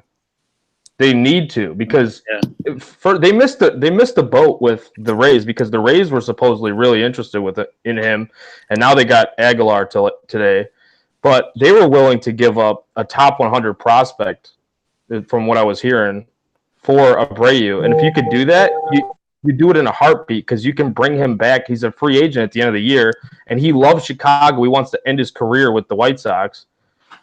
He's gonna come back. Like, if you want him to be, and I don't know, it's so weird. I know first base is a position that you can obviously, if you know, you can find people for first base, and like, why wouldn't you take a top 100 prospect when you're in the midst of a rebuild, and then you have Andrew Vaughn coming up through the system, who's going to be the first baseman of the future, and probably the near future. I just don't get it. Like, how old is Abreu? He's got to be like, what, 33 or 32 now? I think it was like 33, yeah. 30, yeah, because he started late. Because so he wasn't like your traditional minor leaguer that was, you know, came through the draft and all that. But I don't know his exact age. I think you're probably closer to right though. Yeah, I agree that. I mean, there's no reason to keep somebody like that, especially since you're obviously out of it and you're rebuilding. You could have got a nice piece for him. And like you said, he wants to finish his career there. I'm assuming that's correct. Yeah. Well, it's what he makes it sound like. I mean, he loves Chicago and he loves, you know, the fans, and I mean, they love him. They look at him as kind of like their staple. Like, he's been the guy that's been there throughout this whole process, you know? So it's kind of like the Anthony Rizzo of the Cubs. You know, they're a guy that he wants to be there when they start winning. He's the heart and know? soul. Yeah. So it's like, okay, he will come back. If it's something that's going to make the team better, you tell him, it's going to make our team better. It's going to make our franchise better for years to come. We're going to trade you off for a little bit. You might have a chance to win this year. Go get a ring somewhere. Come back at the end of the year. Yeah. You know, I don't understand why more teams don't take advantage of this. And I talked about it a lot with the article, but I don't understand why more teams don't take advantage of this. You see, Aroldis Chapman with the deal with the Cubs in 2016 for Torres. That worked out perfectly for both sides because the Cubs got the ring, the long-awaited ring. Yeah, don't remind and me. then sorry, forgot for a second. But yeah, you'll get yours at some point. But not this year. Like easy. No, not this year. We got the Cubs get it this year again. No, but we hope. I hope. But yeah, you got Torres. So then he went to the Yankees, and obviously he's a stud. So then they brought back Chapman in the offseason. So it's like that can happen. That can work. Yeah. I don't. It's not unheard of that a guy goes and gets traded somewhere where he loves it and he wants to re-sign there too, or he gets the idea of, well, it's okay to play somewhere else. Kind of like what basically what happened with Lester. He kind of. Well, when he got traded, then he was a free agent. Then it's like, yeah, I can play somewhere else. So then he signs with the Cubs. But there's also that connection with Theo. There's a lot of factors there with the Lester thing too. But I don't know. There's so many different ways that you can look at it that I just think it's smarter not only in the long run, but I don't know. Just get something for the guy, and then you take that risk, in my opinion. Like he's valuable to somebody right now, and he's not doing you any good playing this year. It's just a rental piece for a couple months, and you're not playing for anything. So, I think you're right that they missed the boat with Tampa Bay, because I don't see a lot of other teams trading for a right-handed hitting first baseman. I mean, what other teams? You look at it this way: what other teams that are in contention are going to trade for him? I don't know. Yeah, I mean, it might be somebody, but like they need that right-handed. Maybe the Red Sox. I mean, but what would they give though? That's the thing. You're not going to. First of all, you're not going to get a lot from him. He's a rental first baseman. Like you're not getting anything for him. Right. And I just don't see anyone else. I mean, obviously, Yankees, Twins, Astros, A's. Like none of these teams are trading for him. Angels. Angels to Indians, even in the National League clubs. Who's trading for Abreu? He's got a limited trade window as far as that goes. The trade market. So that's the thing. Like you said, the Rays would have been a perfect fit because they just traded for Aguilar, who is basically Jose Abreu light. You know what I'm saying? Like really is, yeah. So. Yeah, really play it. Yeah, and if they were willing to do that with the top 100 prospect, like, I mean, I don't see why the White Sox wouldn't do it. I mean, I don't get it. If that's true, I don't. Yeah, I don't see why they wouldn't do it, but I don't know. Maybe they just feel that, maybe they're working on something now, and they feel that they can re-sign him. Well, like you said, you could trade him and get him back at the end of the year. I don't know. Maybe they feel more comfortable working something out with him over the next month or two before the offseason comes around, if he's still on the team, rather than trading him away, letting him go to free agency, and then trying to compete against other teams. That's true. For his services. You know what I'm saying? Maybe they feel that once he's still in-house, so talking to him now and being like, look, I'm going to be free agent at the end of the year, but can we work out a deal that keeps you here for another couple of years? Obviously Abreu's seen what they've brought up and what they've traded for, and they're rebuilding. With the Giolito and Lopez and Moncada and Eloy Jimenez and all these guys. He knows it's getting good. He's willing to stay there. Yeah. Maybe, like I said, though, maybe Chicago front office feels more comfortable dealing with him, being able to negotiate with him while he's still on the team, rather than letting him go and trying to sign him back. That's the only thing I can think of. Well, it's just weird to me because, if you have such a good, and I agree with you, but if you have such a good rapport or reported rapport with a player, then that doesn't really, then it wouldn't be an issue then. You know what I mean? They wouldn't be, more comfortable to get something done now rather than later if you have that conversation with the guy and tell him, look, we're going to bring you back. Or, you know what I mean? Like, if you keep it, I don't know. I mean, if you have such a good relationship with the player, at least is how I'm looking at it. But if, maybe they don't, maybe it's not as good as what they think, or maybe somebody's willing to, they're scared that somebody's willing to crazily and really stupidly overpay for him in free agency. But if that's the case, then let it be, so be it. You know what I mean? Like, somebody's going to overpay, fine. You don't really need that position right now. Like, that's kind of how I look at it. Like, but they want to keep him a lifer. I don't know. It's tough to, I don't know. You can look at it a bunch of different ways, I guess. Yeah, I see what you're saying, but look at it this way. The White Sox at this point, if they hang on to him, they don't trade him within the next hour or so. They're dealing with him. They're not competing against any other teams. Right. Now, if you let him, as much as the love is there that he wants to stay in Chicago and Chicago wants him, whatever it may be, if he goes out on free agency and all of a sudden the Texas Rangers call up and are like, I'm just using the Rangers as an example, but if they call up and say, we're going to give you this much, and it's a lot more than you're willing to pay, then you have to compete against that to keep him. The White Sox, if they hang on to Abreu for the last 2 months, they're not competing against any other teams while they're negotiating.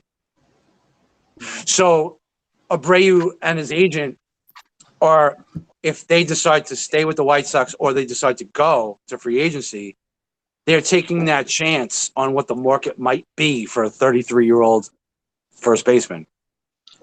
Whereas, like, the White Sox don't have to compete against anyone as a bidding war.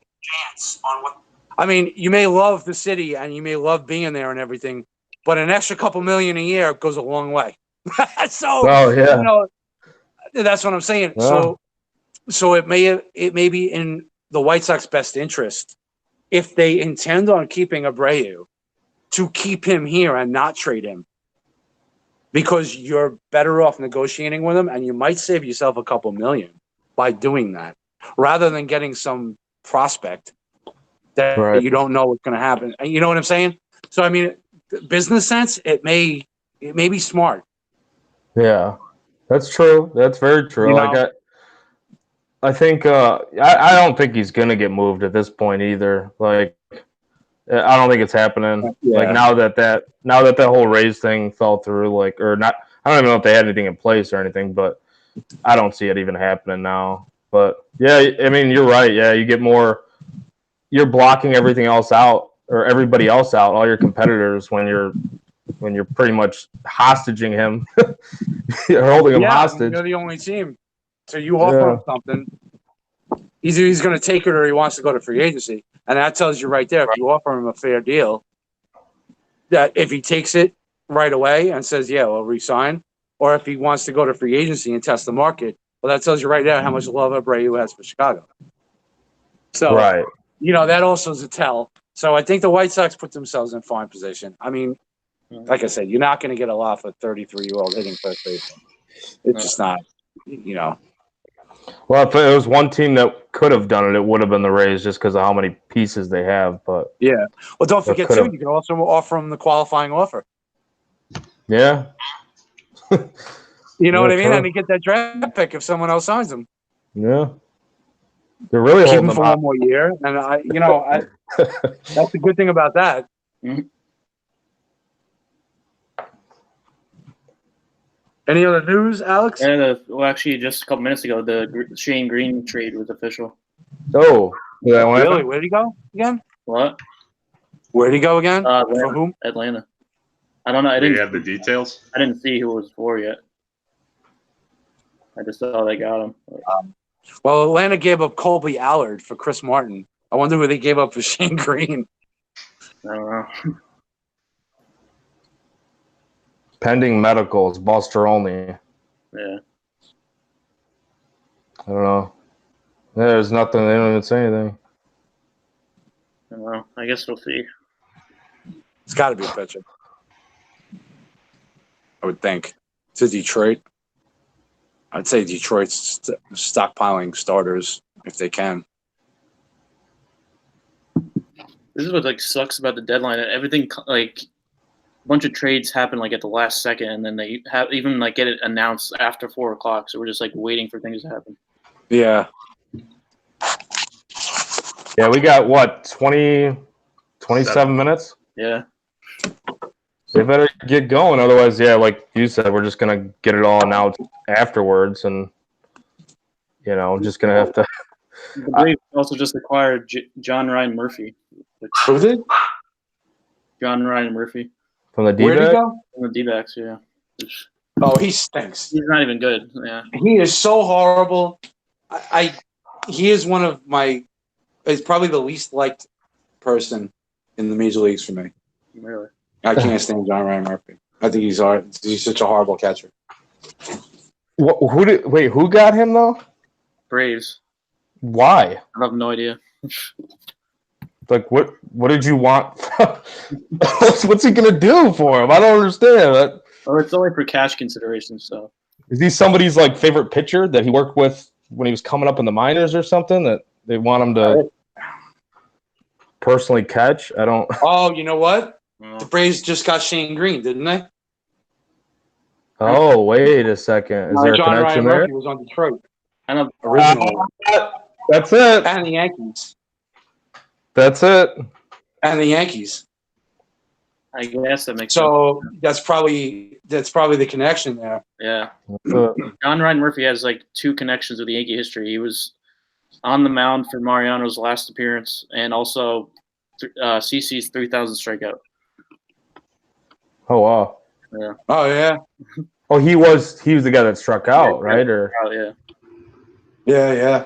Yeah, because Huh. it was the one video like of when Mariano was like, well, when Pettit and Jeter are going into the mound to take him out, like he was like sitting there in awe. He's like looking at him like, oh my god, I'm standing with legends. Like, so like I'll always remember as a Twins fan. I'll always remember that's who we got for Aaron Hicks. Oh my, that's That's why I can't stand them. oh, that's why, yeah.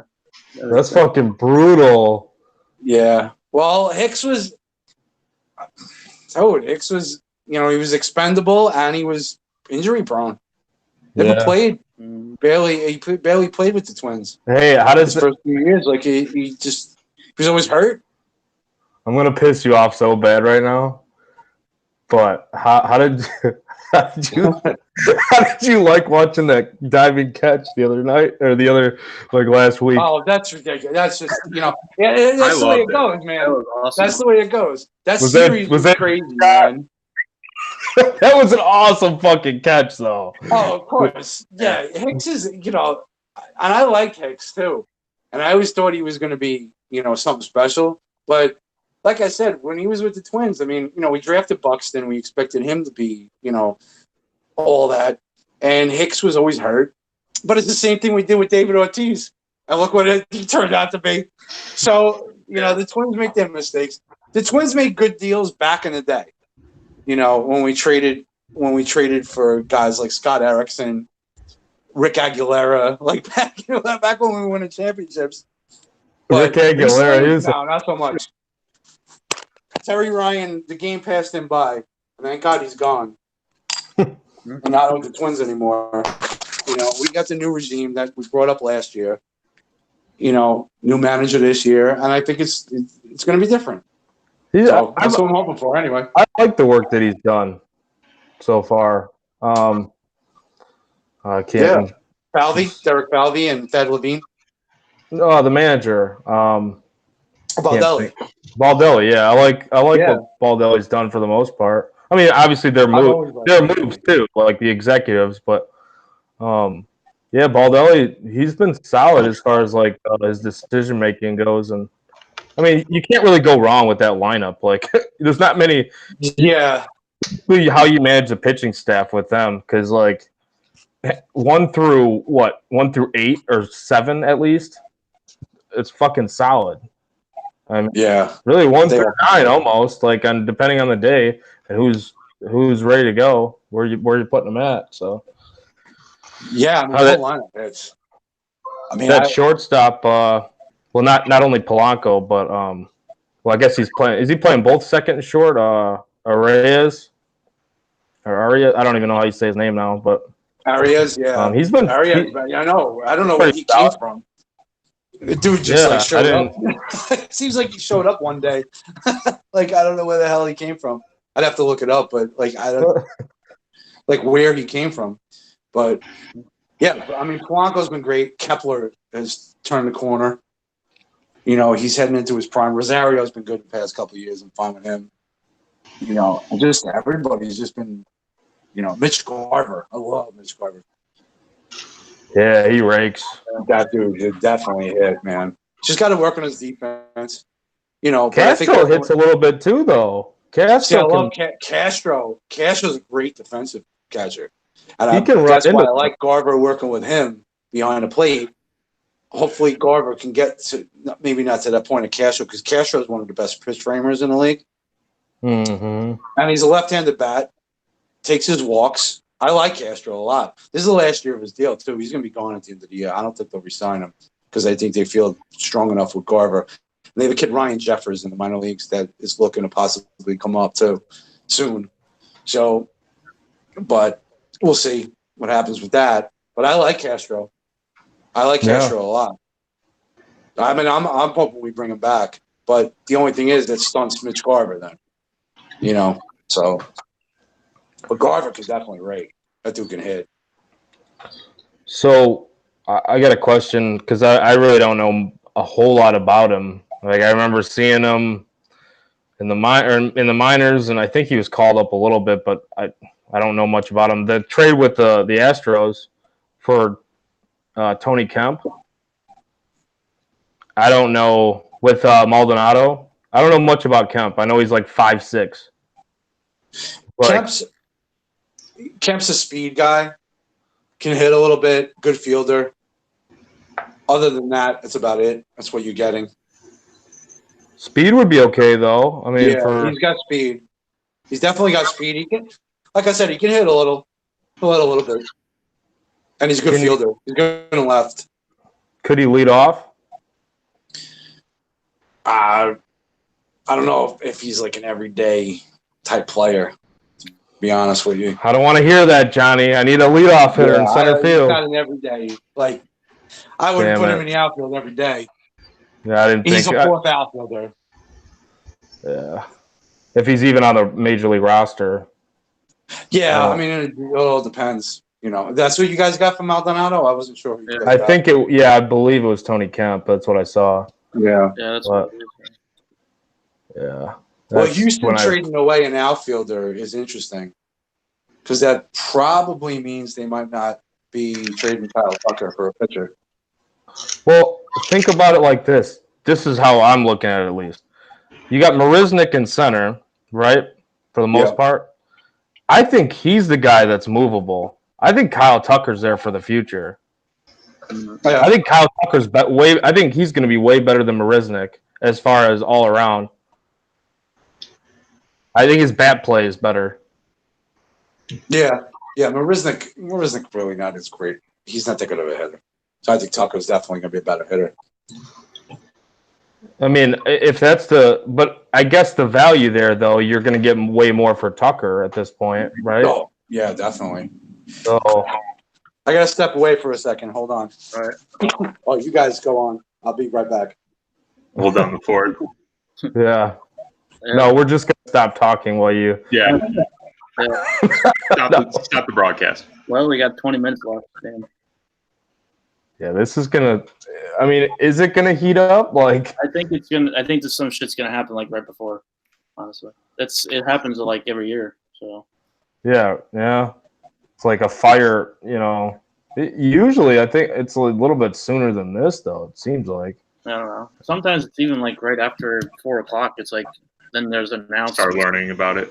Yeah, because they can't. Well, you know, the people that they're leaking the information to, or it's not really leaked once it happens, but you know, the people they're telling to, they can't keep up because they're getting so much of it, and then also the executives probably can't keep up with. Oh, well, I'm supposed to let this person know, like, you know, and they're like in communication with all these teams right now that they're probably just like, fuck it, I'm not worried about like if they know right now, they're gonna know eventually, so. Like, let me just get my shit done, you know. Well, the Braves just got Mark Melancon. I can never say this guy's last name. Well, Melanson. Yeah. Oh, Melanson. I don't know why. Yeah, but they just got him.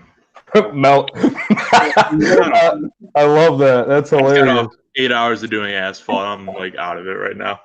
Oh no, I don't blame you at all. Then out in this baking in the sun. Oh yeah. Yeah, that's Former Yankee too. Damn. Melanson. The Braves are beefing up that pen. Yeah. We need it. With the Braves But I mean, they got Melanson. Oh wait. What? Yeah. Yeah. Tell him, Dan. At least they're near a deal. It's not official yet. Well, I mean, nothing's ever official. Well, it actually is official. They got Melanson? Yep. No, they got Melancon. Melancon. Melancon. Yeah. That's a yikes. Well, you missed it. But I just completely butchered his last name. I said it as I was reading it, but I didn't. But also, if you don't watch like like their games and stuff, like I mean, like you just would read it that way. Like that's how it reads. Yeah, but it's pissing me off because I know who he is. I just said his name wrong. No. It's the ass. It's doing all the ass, man. Is it storming over there? Oh, up here, yeah. It's coming. Shit. I was just reading at the Yankee game, so. Big black cloud just came over. Where's Rob Deerdeck at? You got Big Black over there? Rob Deerdeck? I think you said Rob Deer. Oh no. Yeah, Rob, you guys ever seen that show? Robin Big. Robin Big, yeah, I used to love that shit. Still love that show. I don't know. I'm kind of getting. If nothing happens with the Cubs more from with this than they've already done, I'm not really happy. Like there needs to be at least one more bullpen move, at the very fucking least. I'm okay with the Phelps move, and I kind of like the Holland move because he's really good against lefties. So if you use him strictly against lefties or situationally, that's a good move. But like, that's not enough. The way the bullpen's pitching, you just put Strop on the IL because he's pitching like dog shit. Who knows if he even has a fucking injury at this point? Like, I mean, he obviously has something lingering because he's never pitched this bad. But you can't count on him to come back and be the Strop of old. You can't count on Morrow to come back if he's even going to come back at all. Kimbrel hasn't pitched as well as they thought he would so far. Small sample, but still. I mean, who do you trust in that bullpen? Like Kinsler is the best guy in the bullpen right now. Cishek was, but he's overused and he's tired. It's driving me crazy just thinking about this right now. Like we're 14 minutes away. We'll probably find out more at like 3:30 or 4 or my time, but 4:30 or 5 your guys' time. But how crazy is it that the Reds made the biggest splash in the NL Central? That's so weird. Of all teams, like because the Cardinals haven't done anything. No, I haven't done any papers either. They haven't done. Yeah, they made one move yet. Like they've. I don't think so. Literally. I don't think so. Was Jerko a Cardinal? Oh yeah, okay. Yeah. Oh yeah, well I mean that's not really. That's not really. Like, what did they get for him? Like. Well, yeah, that's what I mean. They haven't gotten anybody like of significant, as far as like building up, and it's kind of weird that like Milwaukee's actually made a couple moves. Granted, they haven't been huge moves, but they've done a little more than the rest of the division. Well, except for the Reds with Bauer, but I mean, Pittsburgh hasn't done anything. They traded away Jordan Lyles. They traded away Corey Dickerson. How scared do you think that? How scared are the Pirates right now? I feel like they're just like frightened from all the backlash they've gotten from the Chris Archer deal. that they just don't want to fucking do anything this year. Oh man, Like, they never do anything though. They never make the big move. The big move was Archer, but even at that point, it was like you gave up the farm. yeah, Like it's the other way around. That's what they should have. I don't understand it either, but it should have been the other way around. Like that was just such a bad deal. Yeah. I mean, why not hold on to Glasnow at that point? Oh, you for sure keep Glass. I would have kept. I mean, Meadows too. Nobody thought that he'd going into this year. You didn't think Meadows was gonna do what he did to start the season. Yeah, but Meadows always had talent. I mean, he was the heir apparent to McCutchen. He was supposed to be anyway. Yeah, so you viewed him as that originally. You had Glasnow already there, and then even Shane Baz. And then you throw in like a first-round pick. Not only was it Glasnow who was already in your system and a major league starting pitcher. Not only did you have Austin Meadows, the heir apparent to McCutchen, and someone who's coming up and can still play the center field, but you also throw in a first-round pick in Shane Baz. Like, what? I don't get it, man. That's highway robbery. That was. Yeah, that may go down as one of the worst trades ever. We'll see how Glasnow and Meadows. That's kind of why I'm like refraining from judging these other moves, like with the Stroman deal. The Reds. That's huge for the Reds getting Bauer, even if because you got him for next year too. So, and I think they really could compete next year with the way their team is. But I like with the Stroman thing, it's a weird move for the Mets, but I'm refraining from judging it because who knows? Stroman, I think he's from Long Island too, so he pitched the bright lights might suit him well. He actually pitched against Steven Matz in high school. I was gonna. Oh, okay, cool. I didn't know that. They actually pitched against each other in high school. They're both from Long Island. I was gonna say I knew Matz was from Long Island too. But I didn't know. That's crazy. Yeah, they actually pitched it. Someone mentioned it. I read some article. I think it was the New York Post or something like that. Some article the other day was talking about Stroman coming back home and mentioned that they pitched against each other in high school. Oh, cool. Yeah. So at least, maybe that gives them a better chance of even re-signing him to a long term. And, if you didn't really trust Wheeler, you got the staff who's always up and down injured, it seems like year to year, with the guys that they've had, at least. If Wheeler's not coming back, and that's why it makes all the sense in the world to get something for a guy like Wheeler. I don't know. It's, now that you did make that move, but I that's why I was like, I don't want to judge it fully until I see what else the Mets do, I guess. But because the Stroman's going to be great for them, especially for this year and next, but you gave up 2 top prospects. In their system, I know they're not. I don't know. I feel like the Jays might not have even gotten enough for him, honestly. But that's what happened last night. In hindsight, they didn't. Right? Yeah. Yeah. If you see they probably could have gotten more, but they also you got to remember. You look at the Indians with Bauer, and I said it yesterday. That they're not going to want to trade within the American League, especially making a run. They're not going to want to face Bauer. They don't want to trade Bauer to the Astros or the Yankees or the Twins.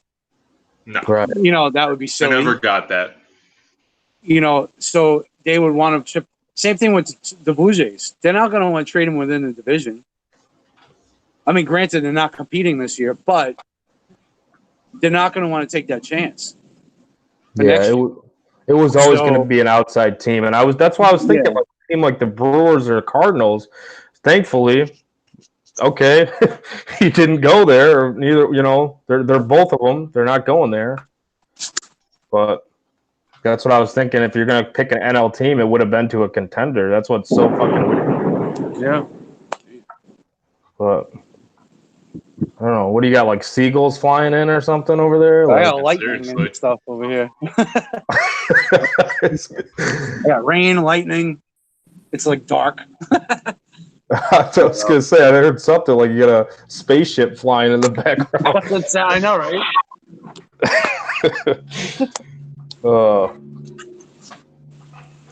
Gonna get abducted right before the deadline. He's thinking I find anything out. Can we talk about how much of a mouthpiece for executive Bob Nightingale is? Oh God. Oh my God. Dude, I can't even stand. I literally see his tweets, and then or somebody will share his tweets even in the group chat, and I'm like, I get fucking mad. I don't know if we're supposed to even be cussing. I don't know if you have family watching this or not. I'm sorry if anybody does. That's right. I probably have some in mind too, somewhere. I don't know. But I don't know. Like, dude, he literally just tweets stuff, and there's a few of them that do this, but he literally just tweets stuff that, like, he's just trying to. I think Johnny, you said it earlier, like, just trying to stay relevant. Like, okay, the Giants sources say, or not sources, like, it's believed to be that the Giants will do this, and then like 5 minutes later, still on the table, Bumgarner and Will Smith. Like, really, that's not even an update. Like, I can't stand seeing this stuff, and it's almost like you're trying to jack up the price when you say stuff like, oh, they're definitely not on the table, and like stuff like this. Like, it would have to take a major deal to like, you're jacking up the price. Somebody's talking to you. Like, somebody's telling you to put this shit out there, this bullshit out there that nobody even, it's not news. We don't care. Like, we just want to know what's going down. Like, is something going to happen? I just can't stand. I can't stand Bob Nightingale. First of all, he doesn't even know what the hell he's talking about at the time. I think he's the one who tweeted maybe 4 hours before Bauer got traded that Bauer isn't going to be traded. John Hayden did that too, I think. He's another one. Yeah, John Hamm is another one that's just like, trying to stay relevant at this point. I mean, like I said before, the guys I trust, it's Rosenthal, Jeff Passan, John Morosi. Yeah. Those are basically the three guys that I would stick with.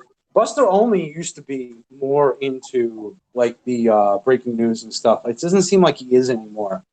Yeah, I've seen, he's kind of reported some stuff here and there, but yeah, he used to follow him a little bit closer. Yeah, Morosi and Kirkjian.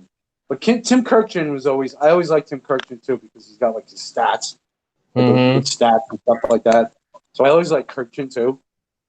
But I mean, they don't report breaking news as much as they used to. Same thing with Olney. But Morosi, Rosenthal, like Ken Rosenthal is like he's the baseball equivalent to Adam Schefter. If Rosenthal tweets it, then it's true. Like, that's it.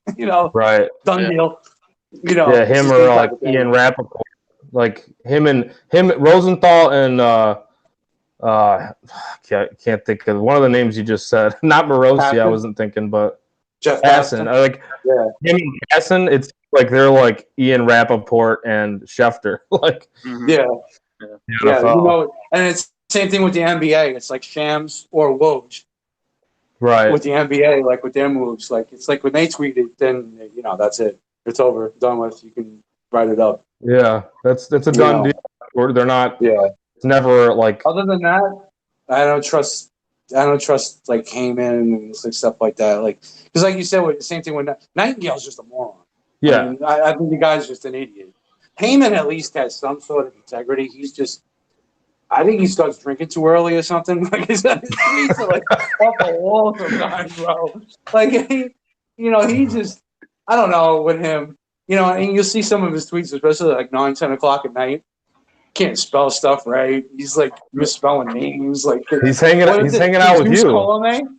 Yesterday was it Jesus Colome? Yeah, from the White Sox, the relief pitcher. Like, buddy, it's Alex. Like, I don't know where he got Jesus, but he called Davey Garcia Davey Cruz. What? Johnny, invite him over for the whiskey or scotch or what? Yeah, I know. It's like, I don't know. Yeah. So that's that. Heyman just doesn't, he just doesn't care at this point, I think. That's what it seems like anyway. Like he just tweets to stay relevant as far as being, as far as tweeting goes. When Passan or Rosenthal or Morosi tweet something, it's news. It's legit. It's legit. Exactly. When Heyman tweets something, it's like, all right. Or the same thing with Nightingale. I mean, Nightingale, what was it? He said something the other day about, who was it? Oh, Yastrzemski, Mike Yastrzemski, his first major league home run or something. And he's like, your grandpa would have been proud or something like that. Carl Yastrzemski's still alive. Like, oh, God. What are you talking about? And not only that, Mike Yastrzemski, his father died. Like, it was his father who passed away, not his grandfather, not Carl Yastrzemski from the Red Sox. It was his father that had passed away. I mean, that's what he's thinking of. But like, just delete that tweet. Like, you're just a moron, and you just don't know what you're talking about. Like, why would you even do something like that? I don't know. Yeah, this shit's, I mean, like with social media, we were talking about it, but the shit's there.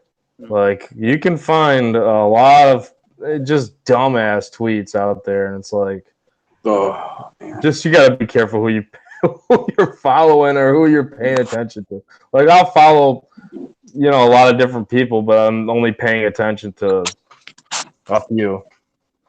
Like, really, when it comes down to it, or like, the people I talk to on a regular basis or whatever, but like, I'm not following like some random dude, especially like some of these sports accounts, like with Twitter in particular.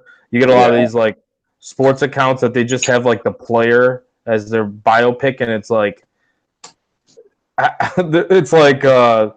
whoever season they always have like the SZN or whatever. SZN, yeah.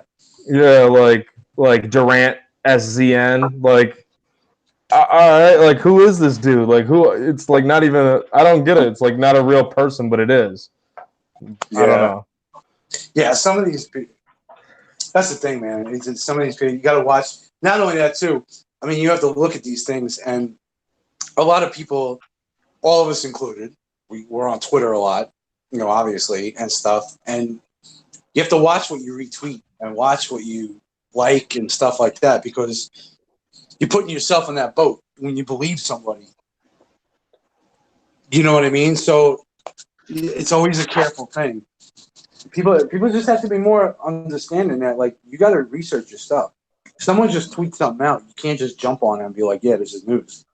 You have to realize who's tweeting it, and then you have to Google it yourself. See if there are articles about it. See if there's something about it. You can't just jump on it. Yeah. Fake news, man. Fake news. This is how it starts. And then you're the person that, you believed it. Ha. Joke's on you, dude. Like, Exactly. And you got it on Twitter, too. You got a lot of people trying to break into the industry, just as we all are, trying to break into writing and journalism and blah, blah, blah.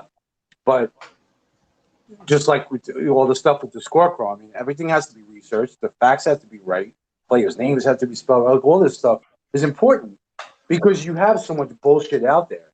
Yeah, I got to step away for a minute, guys. Just throw stuff out and hope it sticks. Or they throw stuff out just to get a reaction. Yeah. Or they want to just, so I don't know. You just got to keep it. Just got to keep it real, man. Just got to keep to the actual facts. That's about it. I mean, I just got tricked. So.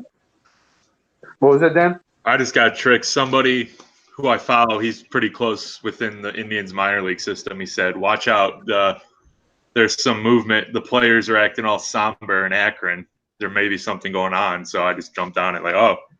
So I've been refreshing my Twitter looking for something. Right. Well, yeah. I mean, 4:00 now. Something to keep an eye on, but I mean, definitely not something to comment on. I mean, you never know. The Indians have been making moves, obviously. Oh yeah. They got a couple other guys too. They got Christian Arroyo and Hunter Wood the other day. Yeah. I realized. They got them just a couple days ago. Yeah, I mean, nothing flashy, but. Well, Arroyo was originally traded for Longoria. Yeah, he was the I don't remember if he was the centerpiece in that deal. Yeah, him and Span. Arroyo and Denard Span. Yeah. Tampa Bay, along with like two other minor leaguers for Longoria. So Arroyo was actually a top prospect in the Giants system as an infielder. He went to the Bay for Longoria. No, he's here. But obviously, he's really got nowhere to play in Tampa at this point. With the emergence of Brendan Lau and Juan DeFranco coming up, and like all these, Willie Adames and like all these guys coming up, like he's got nowhere to play. So that was a decent move because the kid could be good. I mean, he's a little older now. I think he's like 25 at this point. Like he's a little older of a prospect, but you never know. Got really nowhere to play here either. That's the thing. Well, once Kipnis is gone. Breaking news from Rosenthal: Baumgartner stays, Wheeler stays, and Vasquez stays. I don't know about breaking. But, I mean, it's breaking news because now we know it's not happening. So. That's true. Yeah. Well, it's 4:00 now. Yeah. But just a couple minutes ago, Joe Biagini to the Astros.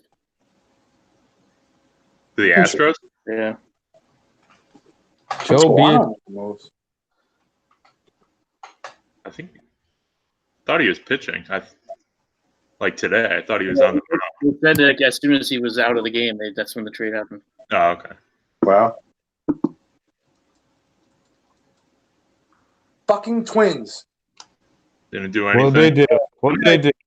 I'm not even mad as a Yankees fan that we didn't do anything because like none of the other teams did anything either. Like the Astros really didn't do anything. Twins didn't do anything. Red Sox didn't do anything. Rays did the one acquisition for. Find my mind just go blank. Jesus Aguilar. Yeah, Aguilar. That's it. So I'm not like it's not really that frustrating to have the Yankees not do anything when every other team that's going to contend didn't do anything either. Well, besides the Indians, obviously. But this is like a pretty, other than Bauer, Stroman, those type of moves, a couple others. I can't think right now, but it's been a pretty dead trade deadline. It really has. Yeah. Like there's a couple big ones, but it's like I was expecting some firing off here with it being the deadline. There's only one deadline this year. Exactly. I mean, with the one deadline, yeah, you would think that. I think that was the point that MLB was trying to get to. We're making it one deadline. Yeah. John Heyman making me laugh. That's kept Wheeler and Diaz going for it. Yeah, they're going for it. Okay. He's such a. Where are they going to go? Like. Yeah, they're going for it right now.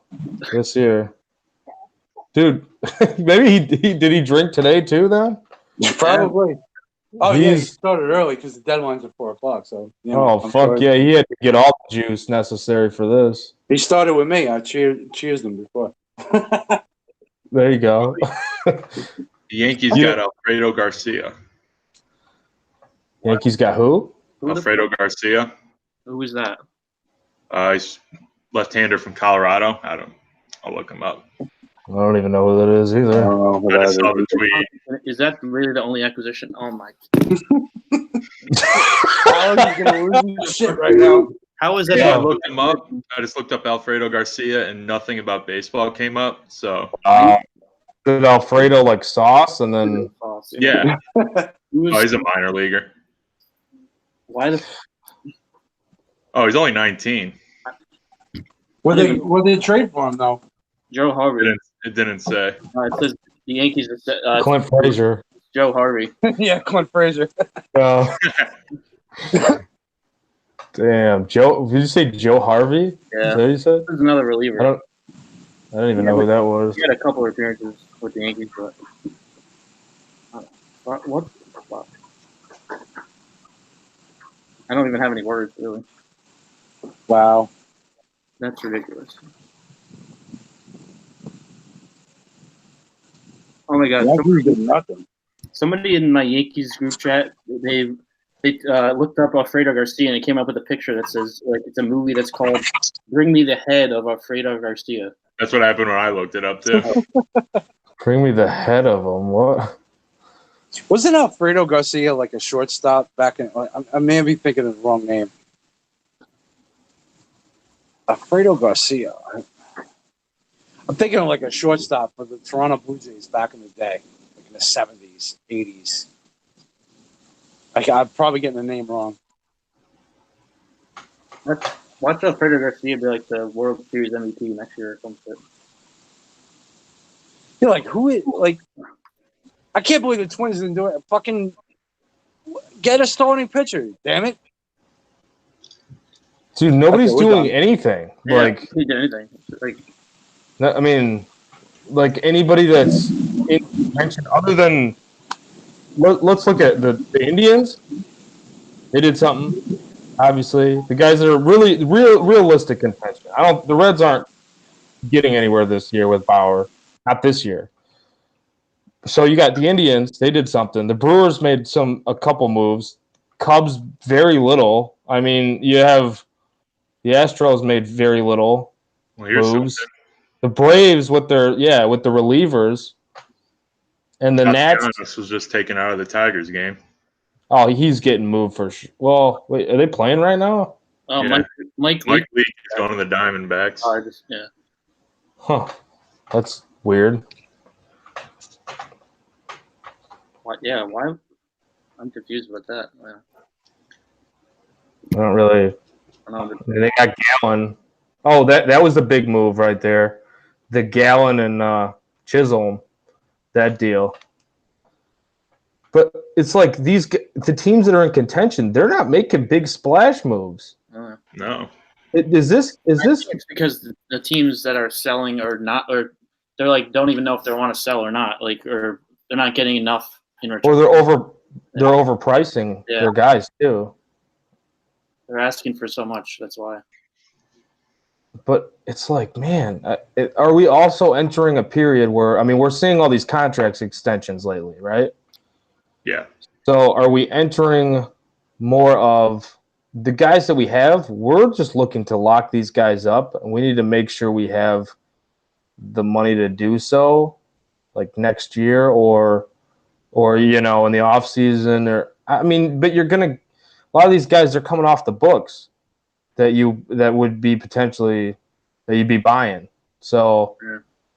I'm kind of confused by all this. I really am with some of this stuff because Aaron Sanchez to the Astros.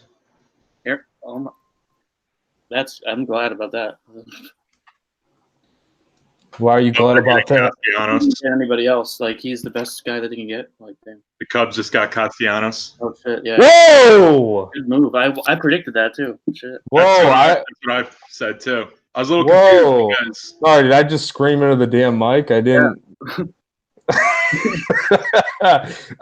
That's pretty big because they've been struggling with lefties this year. I mean, I don't know if I trust them in the outfield. What did they give up?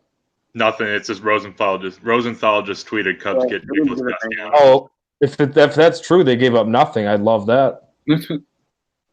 But no, yeah, we'll probably wait and see. Damn, that's crazy. Did they make a move in the pen though? I gotta know that there's if they're going for it like that with Castellanos, what the fuck did he cost? Oh, cool. He killed Who got left-handed Castellanos? pitching. The Cubs got Castellanos? The Cubs. Yeah. Wow. Well, That's there's your pretty answer, big. Joey, from yesterday. Who are they going to sign? Yeah. By other Bryant? Castellanos? No. Well, if they could put Castellanos at third. No, they're not doing that. They're not doing that. I know he's a horrible fielder. I know. Yeah, they're not doing that. He's strictly a rental, I think. But wait, But they give his up on him, contract. He's got 1 year left. He's got Yeah, he's got one next year. year. Okay, so we have him signed through next year. That's Yeah, not he's bad already- because so he's still young. and he's relatively cheap too. I think.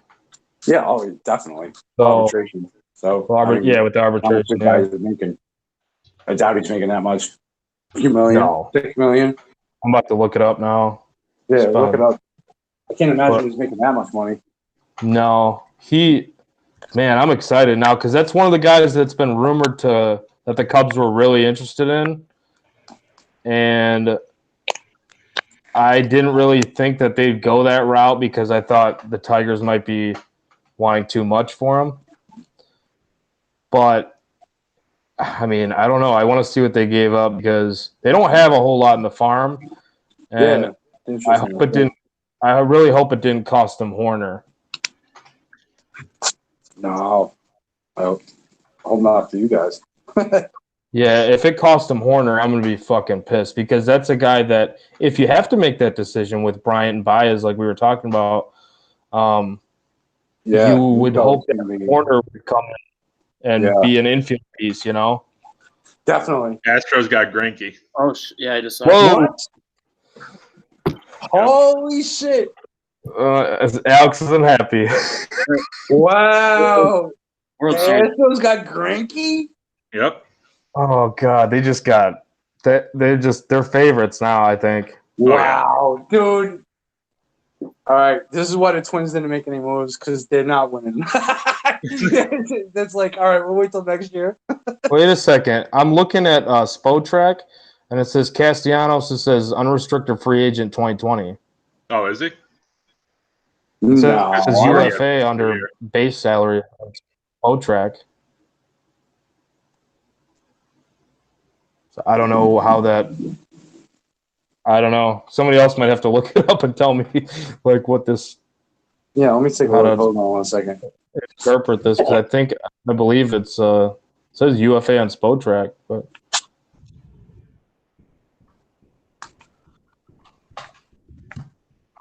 But man, Greinke. So they got to be eating some of that salary, right? Oh yeah. I mean, I thought I was telling you guys, not you guys specifically, but everybody in the group chat, because I know Marcos. I don't think he was thinking that Greinke was going to get moved, or I think he was more on the Robbie Ray train. A lot of people didn't think that Greinke would get moved.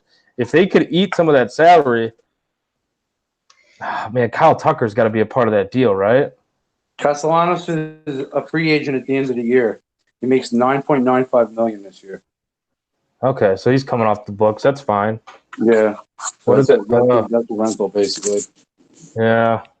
I hope it didn't cost anything huge then if it's a rental, though. Okay, so Probably not. I mean,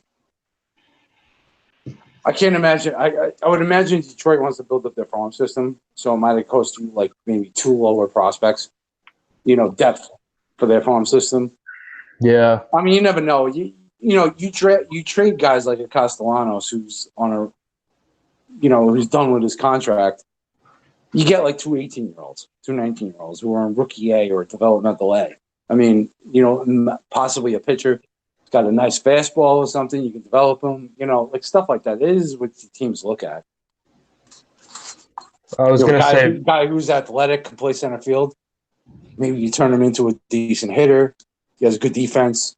Stuff. Mm-hmm. These are the guys that you turn Castellanos into. You're not getting a blue chip. You're not getting a blue chip for him, obviously. What about but like guys like that, like a Chris Morel type, maybe. Like a who? Like Chris Morel. Chris Morel. Yeah, the infielder. Isn't it Chris? First name's familiar. I think he's like the number 24, 27 rated prospect Cub system. Yeah. But, I mean, you'd have to piece a couple. I don't know. People were saying Miguel Amaya maybe. But you look at the systems and you look at you look at the top 30 because the MLB prospects, like the pipeline, has like a broken down top 30 of each system. You look at like the 27th guy of that system. Like, look, the guy's not that good. Sorry, but right. He is what he is. I mean, yes, you can find diamonds in the rough, obviously, and the guy can change his swing path. The guy can change, whatever. But generally, it's just not. It's nice to get like a top 30 prospect from another team, but they're not really going to give you a lot of value. Generally. He's a Sam he's a Dyson. 14. What? The Twins Twins? got Sam Dyson. Not bad. All right. Getting Not bad. Louis help. That's solid for him. I think Dyson was one of the higher valued relievers on the market too. I'll take Dyson. I like Dyson. Dyson and Romo. All Yeah. right. Solidifies the bullpen. I mean, we're solid. It's bullpen. I want a starter, though. I wanted a starter. But we'll see. Things are rolling in now. I mean, things are finalized at 4 o'clock, and then, we'll see. But I really want a starter. But if the Twins feel just like the Nationals and Brewers, if they feel like they can make the playoffs with the team they have, then why not build up the bullpen Yeah. to get prepared for the playoffs?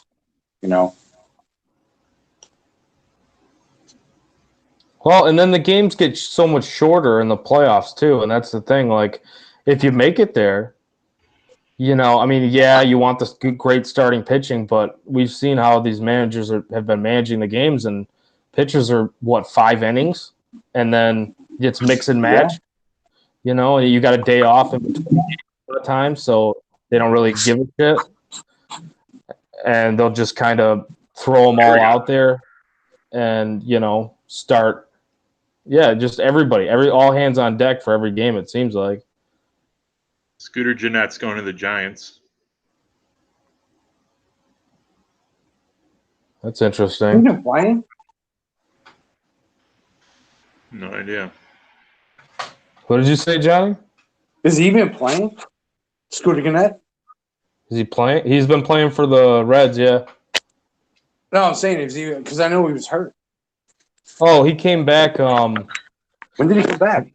not long ago, but beginning of July, ended middle of June, something. Oh, really? Yeah, late Okay. June, July, but he hasn't been hitting though since coming back. Yeah, no, I was thinking he hasn't been doing much if he has come back. I was just wondering. Yeah, he hasn't been doing much. It's been he's been one of the guys that really him and Dietrich, because he started out so well, but even recently he hasn't been doing much, so he was sitting a lot. But Gannett had a good year last year too.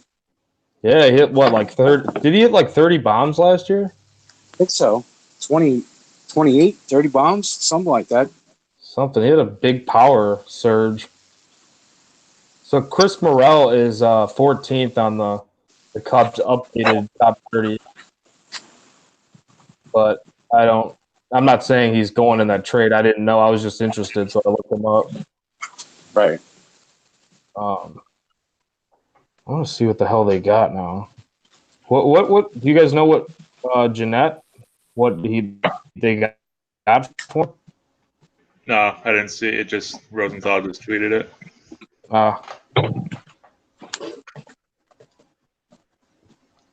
Yeah, we might be doing this until about 4 when I got to go to work, or 5. I have a feeling all this shit's just still coming out. Yeah, it's still gonna roll in after the deadline. Definitely. Where's Alex at? Did he? I don't know. He's still on. Well, here I'm just pissed. What? I have no words. Like I can't. Oh, I'm sorry. I'm not laughing. I'm at that. I'm kind of laughing because I wasn't expecting you to say that. Oh. Alex is just upset. The Yankees didn't do anything. Yeah. Not yet. Right. Hey, something might trickle in. A last minute deal. Important. Bruce Levine just tweeted. He's a Chicago guy, reporter. Sometimes he's a little off with what he says, but not for the most part. He's solid. But says White Sox make no moves at the deadline. So, and that was 2 minutes ago. So I'm assuming nothing's rolling in from Chicago for the White Sox. A little strange.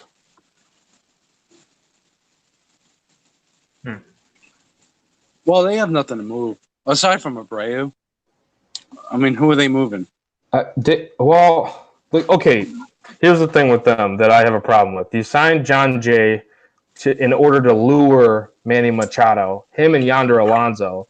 You let Alonso walk because he was dog shit earlier this year, at least. I don't know how he's doing now that I think he's with the Rockies, but you let him walk, fine, or you released him. So yeah, John Jay, you got, I would say Lurie Garcia that you could move, or Yolmer Sanchez, and some arms, some bullpen arms like Colomé. That was kind of, one of the guys I was thinking about, but Yeah. Jesus Colomé? Yeah, Jesus. Jesus. Jesus. Yeah. He's the savior. I don't know. I mean, because you're building it from the ground up. I mean, we saw like the trades they made with the Yankees, even with like Tommy Canley and some other moves. I mean, they were able to get some decent pieces for some of these relievers that they traded in the past. So I don't know. It just makes sense to do that. I mean, you guess that they really they think they're going to win as early as next year, then possibly. That's why they're not getting rid of the bullpen, because then they'd have to go search for it in the offseason. I don't know. Yeah.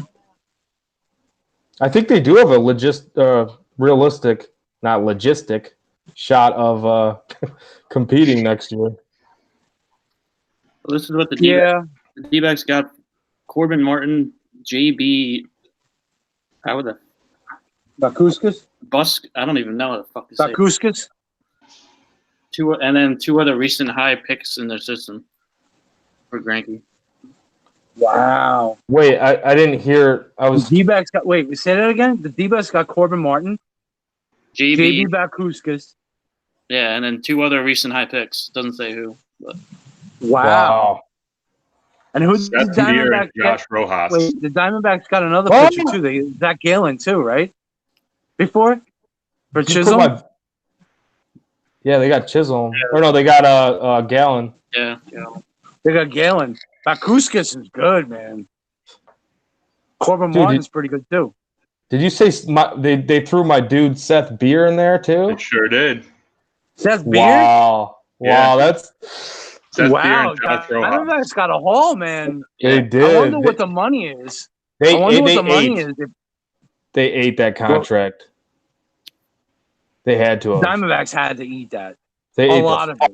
That contract. They had to get those prospects. Dude, JB Bakuskas is like a solid, like that's a top notch pitcher right there. Corbin Martin too, like he's no joke. And Seth Beer, to get all those prospects from the Astros. Dude, Marcos he just said something in the chat. I'm about to look at it. Marcos Chisholm. Forget. I haven't read any of this now. Now I am. I haven't even been looking at the chat. We're kind of like ignoring it right now. Yeah, now that we're doing this, but now that I just saw it on my phone. So, what a haul for Greinke. Let's go. And Frank said, "Damn, Greinke gonna go off in Houston." Wow, that's huge for Greinke, man. They moved his contract. Granted, they'll have to pay some. I'd be interested to see how much they have to pay for it. But even so, they got a haul for that. But dude, like that's kind of what I was talking about. With like a lot of people didn't believe that Greinke would get moved but I was like, if they eat that contract, they could definitely get moved. But like, they don't care. I mean, like, look at it like this: if they're building from this much from the ground up, they don't care how much he costs for a little bit, because they were planning on paying that contract anyways, and now they have these prospects that they're working on.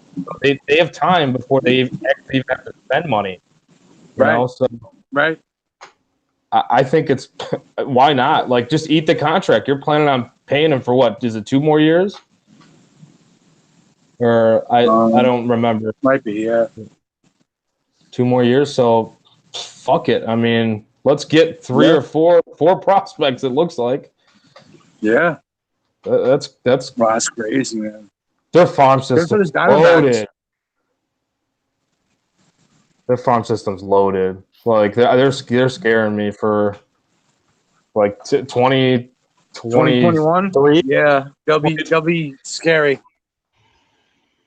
It's going to take a little bit with some of these guys, but man. Well, Galen's already a major league pitcher.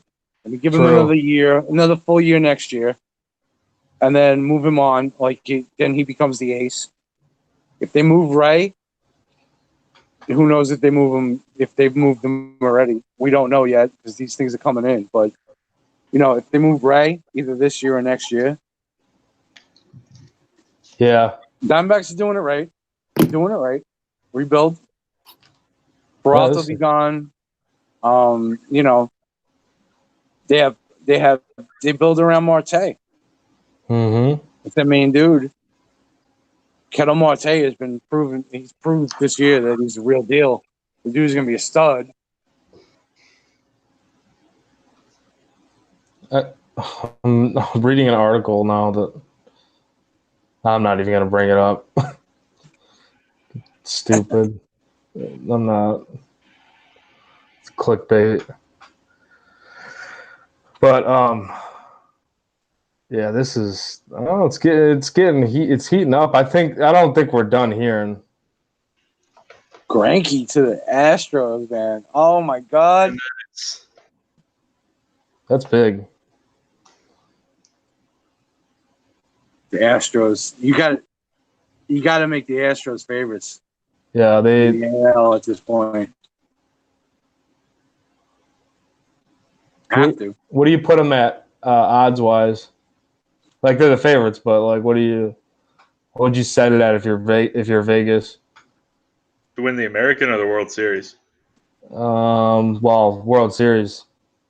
That's what it's all about, man. World Series. World Series still. I'd probably put them at 3-1. 3-1. Yeah. I mean, 2-1 to 3-1. I mean, you got to look at it. They got Verlander, Cole, and Greinke. Yeah, that big three's solid. You know who? Well, look at their lineup, dude. Their lineup is so. And the lineup. That's the thing. Healthy Correa, Springer, and Altuve, and these Brantley, guys, Bregman, Jordan. Yeah, fucking Alvarez, man. That dude's just tearing it up. I don't know, man. I don't know if anyone beats the Astros in the AL at this point. Now with Greinke there, Maldonado behind the plate, I just don't know if anyone beats the Astros. I think Alex literally is about to throw up. Yeah, I think so. I don't even see him. I don't see him either. I don't see anybody. You're the only person I see. Dan now. He's probably crying right now. Damn. Don't do that. Don't do that. It's all right. Hey, listen, you get into the playoffs, you never know what can happen. Yo, it's a 7-game series. You never know. Yeah. You get past the first round. Teams get hot. Teams go up and down. Look at if Domingo Germán turns it up I mean, really, it sounds like a joke, but he was good early in the year, and he's still been decent. No, you never know. I mean, look at some of these playoff runs, and you look at some of these guys that have done well. I mean, look at the Giants. I mean, look at the San Francisco Giants in those 3 years that they won the World Series. I mean, really? They had guys like Marco Scutaro, Edgar Renteria. Really? They had guys that, just stepped up. You never know. Which is why the Giants fans have so much hope this year. It's because you just have to make the playoffs. All you have to do is make the playoffs. And it's oh, man. That's it. All you have to do is make the playoffs. It's true, though, yeah. You never know. Some guys get hot. You get a great pitching performance, whatever it may be. That's the way it goes. It's a lot of luck, a lot of randomness in baseball when you're talking about a 7-game series. Small sample size. We talk about it during the season. This guy's been tearing it up the past 10 days. Well, it's small sample size. Well, that's the way it is in playoffs. Small sample size. So you can build your team up and try to get the best talent that you can. but it doesn't always translate into that 1 week or week and a half of playoffs. Doesn't always happen. Just got to. That's why I think a lot of baseball teams now are looking at sustained success. Well, Yes, some tank, but they tank to bring up guys who they will know will try to give them sustained success over the course of 5, 6, 7 years, because they know that going for it 1 year generally doesn't work. Sometimes it does, but in general, I think they understand that having sustained success over, like the Astros, over a 5, 6 year period, with the randomness of the playoffs, you can win 1 or 2. You know, you may lose some others, but having that sustained success is the key. Getting to the playoffs every year is the key, because you never know what's going to happen once you get there. You know, and the Twins have to have that mentality now, because they have a very young team and they have a lot of farm guys coming up. They have to have the mentality that, look, we need to look at getting to the playoffs, competing for the division, getting to the playoffs every year for the next 5, 6 years, and then make the move or whatever to sustain this. Yeah, The Cubs absolutely. did that for a little while. They spent the money and everything. The Cubs are on, they're on decline. Sorry, Joey. But, this year and next year are going to be their chances. And then going forward, we'll see what kind of money they spend. We'll see what kind of pitching they get. We'll see what they do. I think But a lot of it has to there's do a lot with of money to be spent to keeping Bryant, Rizzo, Baez, getting a starting staff, because you're losing Hamels after this year, you're losing Lester after next year. It's, and you traded away a lot of your pieces to win that World Series. It's the way it goes.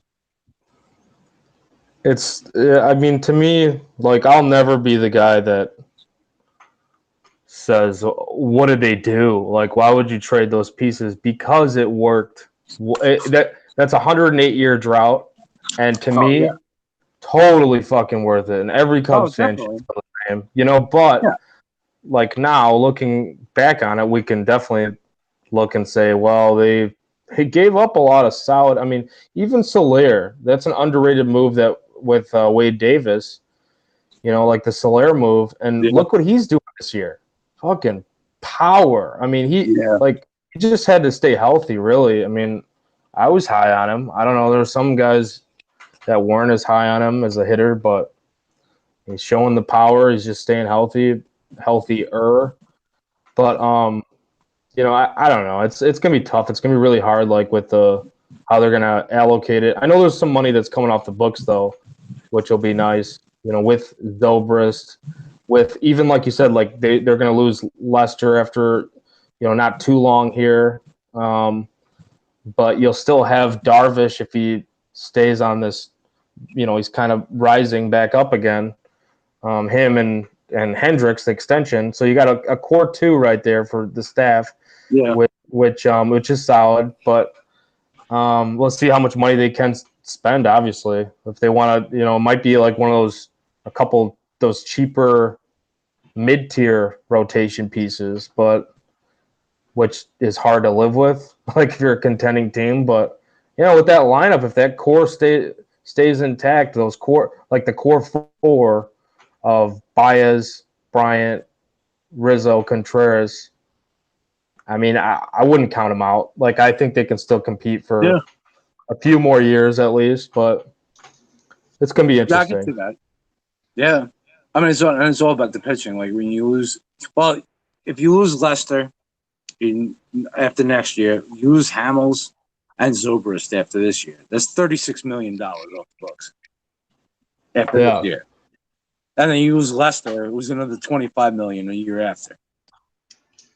Yeah, definitely. So it gives you a little flexibility as far as money goes.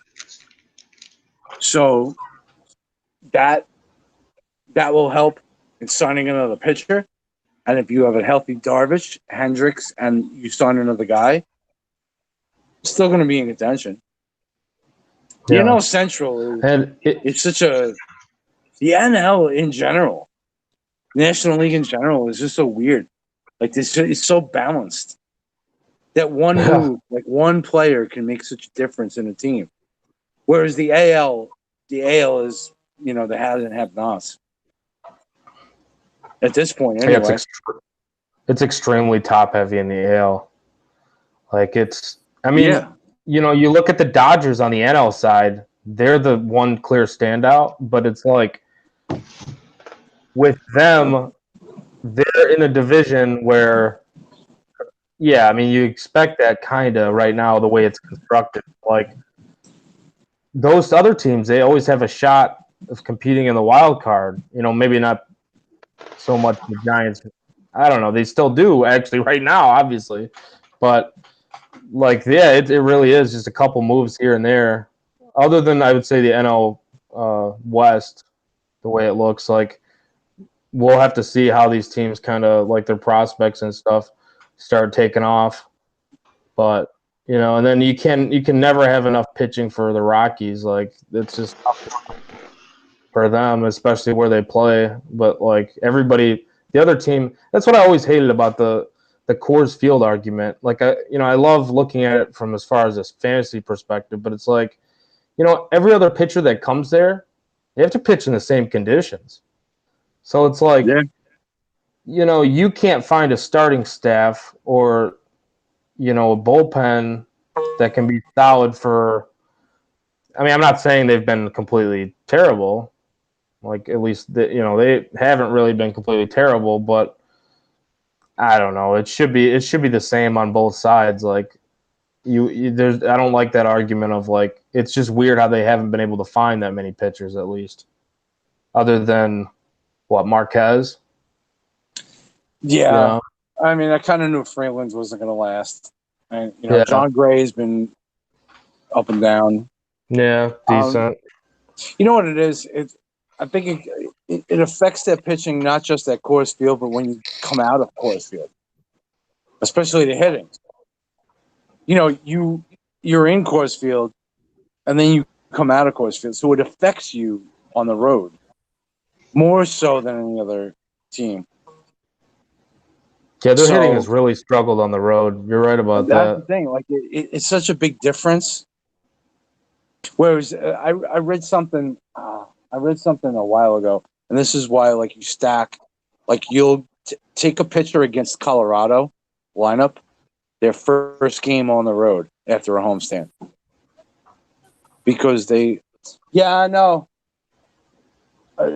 it's wet enough already. It is what it is. Thanks. But I mean, sorry, it was my neighbor downstairs. I left my windows open on my car. They're trying to get air in there, but it's raining out now, so whatever. But somebody was trying to get a car wash or something. No, but you always start a pitcher against Colorado's lineup, their first game on the road after a homestand, because their hitters going on the road after being in Coors Field, they're not used to the movement of the pitches. They're not used to because that's what hurts. That's what hurts Colorado pitchers and pitchers who pitch in Coors Field is the movement, because you don't get as much movement. The spin rate doesn't matter as much when you're in the higher air.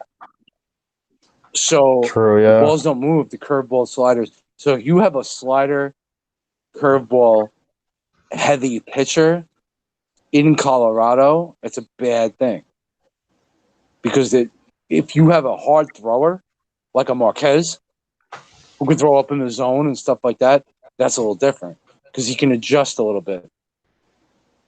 But on the opposite side, what I'm saying is like the DFS and stuff like that is you get a pitcher that faces Colorado at home, not in Coors Field, after they come off like a 10-game homestand. Definitely. Yeah, it's almost automatic. Like it depends who it is, obviously, but it's almost like starting Arenado at home against lefties or Blackman at home against righties. Right. Like it's kind of like, I know the price is high, but it's almost automatic. because they You do. just lock. You know, You can find so much value other places that you don't take a stand there. Like yeah, you just put them in, even no matter their price. You just put them in Yeah. your lineup. throw them in there. Yeah. Nolan at home against lefties. Blackman at home against righties. Yeah, you know they're getting Yeah. you hit. They're getting you something. I mean, you're not gonna put up a goose egg, at least. I mean, granted, you're paying up for it, but you know, you always have that opportunity that either one of them are gonna hit 2 home runs, or they're gonna have a home run double and 4 RBI, like something like that. Like it could be a blowout. It could be like a big slugfest, and you definitely got to spend the money on that. Well, that's why I like the combination. The other day, it was who were they facing? Well, they were facing the Dodgers, obviously, but I think it was Kyle Freeland against, was it Urias? Julio Urias or Urias? Yeah, Urias. Yeah, he was facing, and I think Justin Turner had really good numbers against Freeland. So I was like, like everybody's priced up at Coors, like they're all high. Doesn't matter who it is. But so I was like, I like that combo right there. I'll put Turner at third and I'll put Story at short. So then I can get the best of both worlds. I'll get the good BVP or batter versus pitcher stats with Turner, and then playing at Coors, and then put in Story at short, which I don't even remember how it turned out. I don't think it was by the end of the night, it wasn't that great, but I mean, the strategy was there in my eyes. Like I would do it again. I would do that same exact thing again if I saw that. But I know we're talking trade deadline, but like start talking DFS too now. But yeah, I don't know what else we have here. I don't know either. But trade deadline is after 4:00. Trying to find out. The Greinke thing was the biggest deal. The Diamondbacks are sending $24 million. They what? They're sending $24 million to the Astros for Greinke's contract. Just this year, or is it over the course of the contract? Over the course. The Astros still have to pay him like 53, I think I saw. That's it? That's all the Diamondbacks are paying? Yeah. Wow. What the fuck? Astros are going for it, man. They gave out way too much for that. Astros is just going for it now. That's the end. That's it. Because we need a Bob Nightingale, John Heyman tweet about them going for it right now. Oh, dude. They're obviously, I mean, giving up those prospects, you got to remember something, too. Look, they have Greinke for what, 2 more years? Cole's gone after this year. They're going to let him walk. So Cole's gone. Verlander, Greinke. Okay? Don't forget about Forrest Whitley. Don't forget about Josh James. Don't forget about some of the other guys they have there. Davinsky, Peacock, Lance McCullers coming back. The Astros aren't like, it's not like they mortgaged the farm for their future, because they still have. I mean, going into next year with Verlander, Greinke, that's still a better 1-2 than most ridiculous. Of the AL, dude. Like, so Astros are smart, man. They're smart. But they're turning into the Cubs. And the Cubs gave up Torres. The Cubs gave up Eloy Jimenez. Cubs gave up I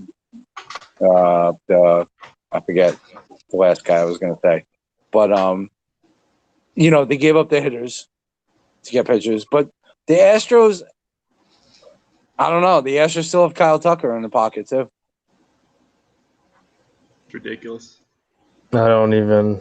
I mean, that's probably that. Maybe that's why they don't care, because they're just like, Kyle Tucker's gonna come up and be a stud. So we don't need the rest of you. Well, so Cole is gone after this year. Why not go for it? If you're not going to re-sign him, because you know how much he's going to want. Oh, he's going to want massive amount of money. He was getting 30 easy. He was 28 years old, 29 maybe. He's getting 30. He's getting 6 years, $200 million. No doubt in my mind. 6 years, 200. I can see it without doubt. 29 years old. Yeah, I could definitely see that. So, you know, the Astros aren't willing to pay it. So they still have Verlander for another year. They got Greinke locked up for 2 years. They spend the money on him, eat up his contract. Yeah. And they bring up Whitley and Josh James. And if they get McCullers back, I mean, McCullers had Tommy John surgery, but he might probably be back, All-Star break next year.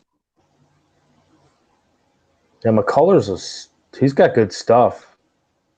That's an underrated piece. He's got the thickest curveball. Yeah. It's too bad that he went down. I like his potential a lot.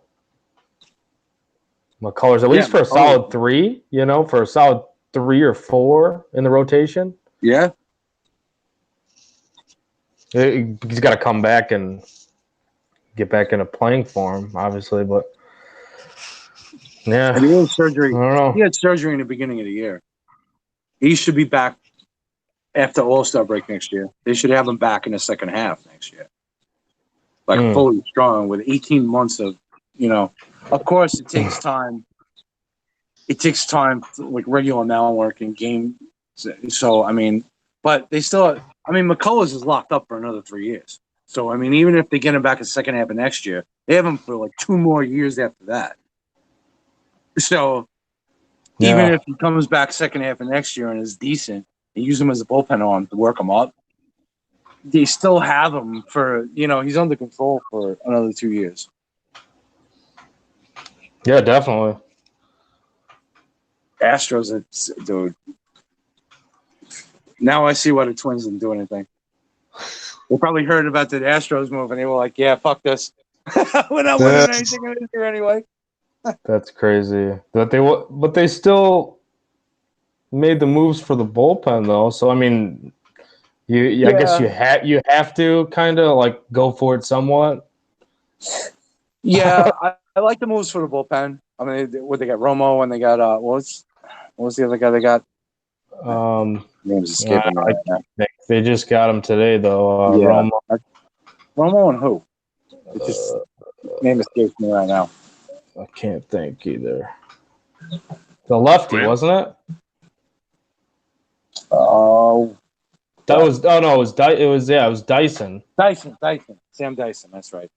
Yeah, I like the moves. That's great. But you know what? Looking at what the Astros did, getting Greinke, making a big splash, I'm fine with the Twins not making a move for a starting pitcher because I don't know what we could get that would compare to that, and not giving up our top prospects. We may have been better off waiting until next year. Because next year in the offseason, you got Cole as a free agent. Not that the Twins will sign him, but because they don't spend money. But, you got a bunch of other guys in the next 2 years. And holding on to the prospects and having them come up, maybe it's a better deal. We have our core guys signed. We locked up Polanco for 5 years. We locked up Kepler for 5 years. Guys like that. Barrios is still under control for 3 more years. So, I see it. I get it. With Syndergaard getting pulled back, I get not giving up the prospects for a 1-year rental. I get it. Yeah, that makes sense. Alex has to be pissed though right now. I can't imagine what Alex is going through. Dude, he's not doing anything. He hasn't even said a word. A little concerned. Is he okay? Should we send somebody over there? Yeah, right. Can your neighbor go over? He was concerned about the windows being down. Maybe he can go check on Alex and just take your car with the rain in it. Yeah, drive over down to Pennsylvania. yeah, fuck it. It's worth it if he really is. Something's wrong with him. Yeah, I don't know, man. I don't know. I feel bad. Yeah, I'm not entirely sold on what my team did, but I do like the Castellanos move. I just feel like there was more there's more they could have done in the bullpen, and that's what scares me. That scares the hell out of me. We got another trade. Oh, The Cubs traded Carl Edwards Jr. to the Padres. for Just that's all it says. what the fuck? Who they trade? Carl Edwards. CJ Edwards. Carlos who? CJ Edwards. Carl Edwards Jr. Oh, Carlos Jr. I'm sorry, you guys are breaking up for a second. I couldn't hear what the name was. My bad. I was probably cutting off Dan. My bad. So now they traded a relief pitcher? Yeah, he's been in the. I think he's been in the minors because he's been terrible this year. Maybe it's Carl Edwards and a bunch of other pieces for Kirby Yates.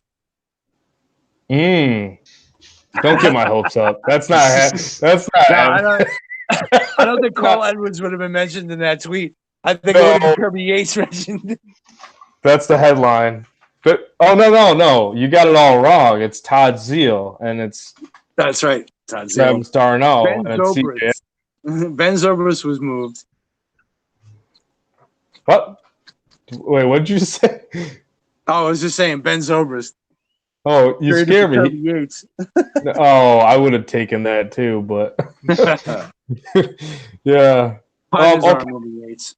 So here's the deal with the Cubs and Castellanos. I just saw they sent a 2017 first round pick, Alex Lang, who he actually got downgraded in the Cubs system when the top 30 just came out, and he has not been good so far since the Cubs drafted him. But they sent him in the deal, and they also packaged Paul Richan, who actually I think he moved up a little bit on the. I mean, I know the pipeline stuff doesn't totally tell everything, but he's a right-handed pitcher. But he's a 22-year-old who's drafted in second round of 2018 by the Cubs. So there you go. Detroit's loading up on arms. Yeah, seems like those two pieces. They got who'd they get for Shane Green? They got an arm there too. Did they get an arm? I didn't even know. I didn't hear who they got. Yeah, let me take a look.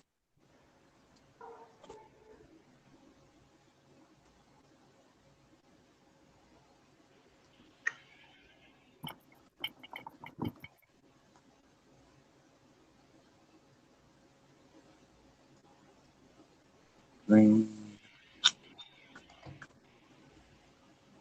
It says here to be determined. I don't know. It's not updated.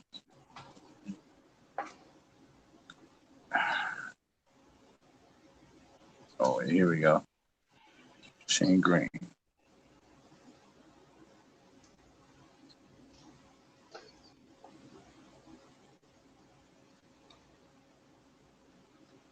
Hey, Alex. All right, I tried. Oh, wow. The Tigers got Joey Wentz. Huh? And Travis Demeritte. From the Tigers Braves? got Joey Wentz. If I'm not mistaken, that's Carson Wentz's brother. Oh, really? I think. Joey Wentz is he's a pitcher, left-hander, and they got an outfielder, Travis Demeritte from the Braves for Shane Green. Joey Wentz was a top prospect. Number 7, Atlanta's number 7 prospect. Wasn't pitching that well in Double-A this year, but Demeritte was a first-round pick of the Rangers in 2013. He's 24 years old, but has 20 home runs and a 944 OPS in AAA. That's interesting. So Demeritte could actually be in the majors this year.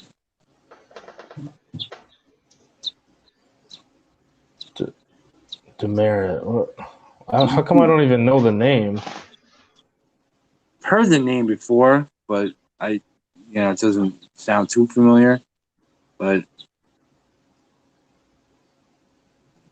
And there's so many of these prospects, minor leaguers. It's hard to keep up with everybody. Not only that, these guys were drafted like years ago. Like you don't even know anymore. Yeah. No.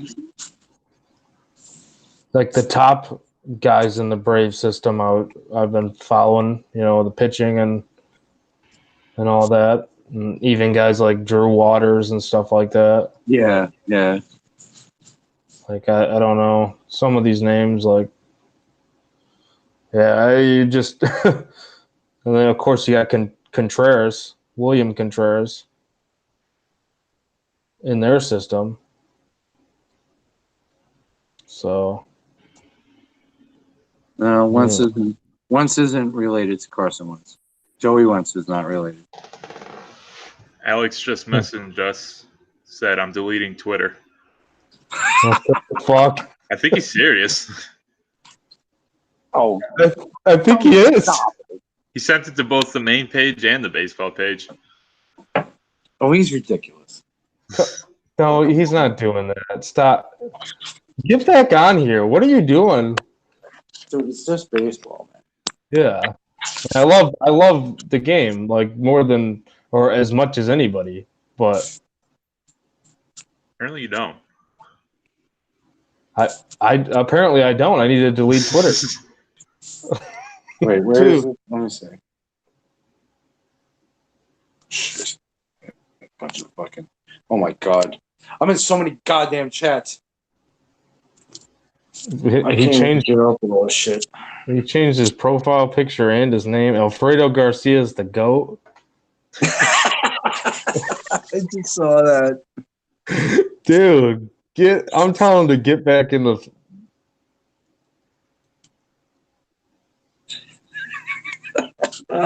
Alfredo Garcia is the GOAT.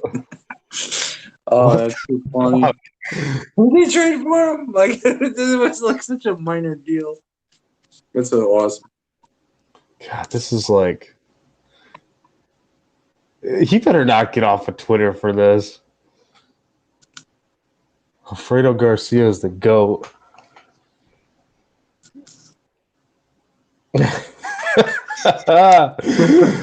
Oh man.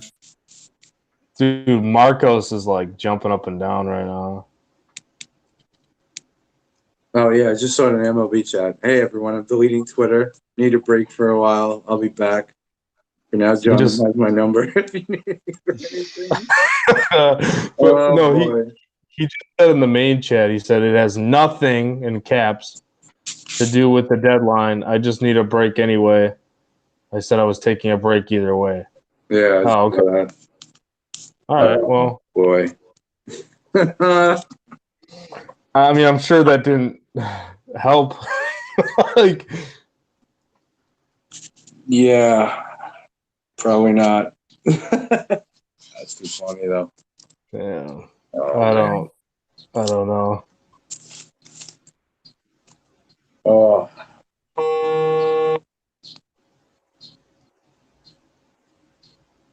Now, Tom Green is delaying the show tonight. Oh, that's good. Oh well, the show. Wait, did you even know you had a show? Yeah, it's Tom Green show. He's doing a post trade deadline show. I'm supposed to be on it. I was asking everyone who wants to be on it. So if any one of you guys want to do it, I know you got work going. That's Alex. Yeah, I actually have to ride out now because I didn't realize it was 4 or 5, but 4 my time. Yeah, it's 5 our time. Yeah, I'm gonna head out too. So, hey, see if I can find someone else or whatever, or it'll just be me and Tom. But Danny, if you're up for it, whatever. Yeah, just message me later. Yeah, I don't know what time he wants to do this. Like I said, it was supposed to be 5. He just texted me. He said the grandparents want to have dinner. So I don't know when this is happening today. He's putting back the trade deadline. Just like he's pushing it back. So I don't know. But we'll see. I got to get something to eat myself. But anyway. Yeah, I got to get in the shower because I smell like a pig. So I'm sure people don't want me around their food when that's the case. So, right, peeps. All right, guys. Hey, it's been fun, though. All right, sure. Yeah. A good time. Poor Alex. Yep. R.I.P. Alex. Yeah. All right. R.I.P. Alfredo Garcia, the goat. All right, guys. Later. All right, Thanks, you guys up guys. later. All right, All right. Bye. later. I got to figure out how to turn this thing off. Exit. Escape. Yeah, there should be a hang up button. Where is it? If you click on the picture, in Click your on the- picture, it should be. Fuck. Now I got to get back into it. I don't. It's like stuck on my screen. Like everything's connected still. You should be able to, like, if you click on just on your picture, like, or whatever, not your picture itself, but like the black screen, you should be able to just hang up. Yeah, well now it's not even like I can't even see the mouse. Hello?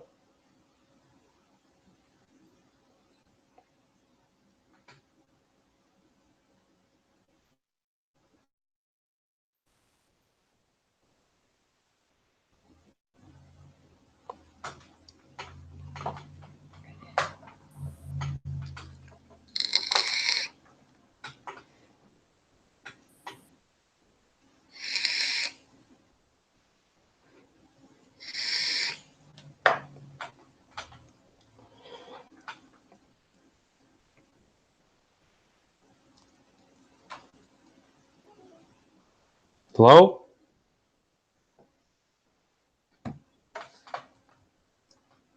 I hope this is. How do I get this off?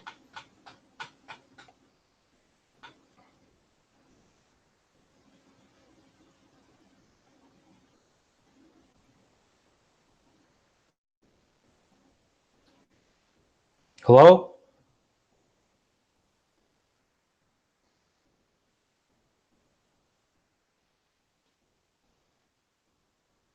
It still says I'm there. What?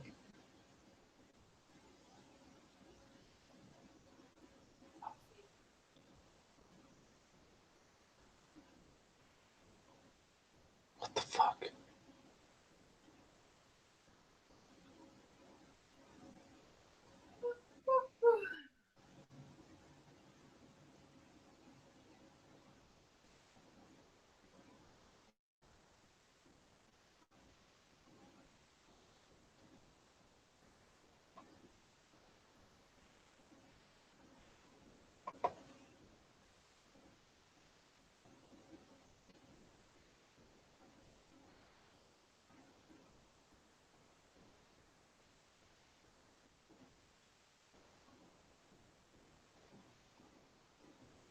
Hello?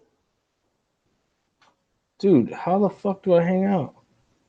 Or how do I hang up?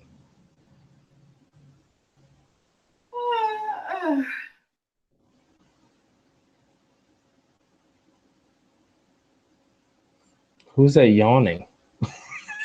What is going on?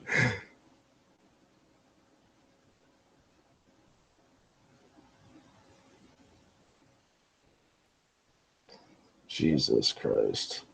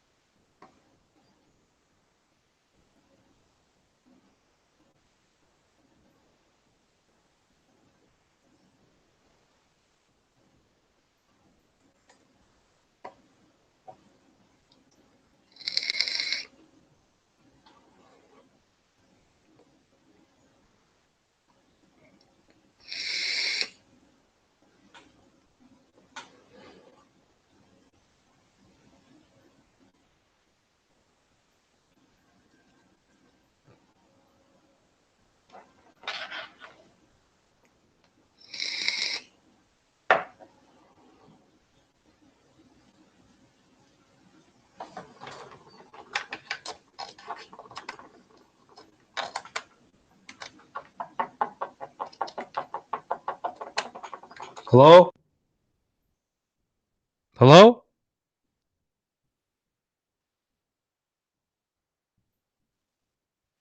Yo! How the fuck do I hang up this thing?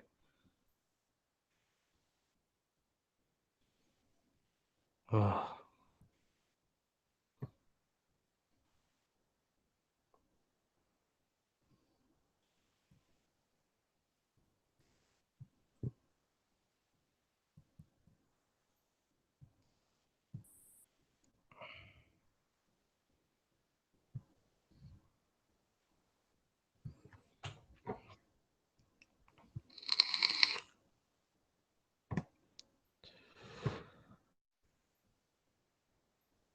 Oh, Jesus.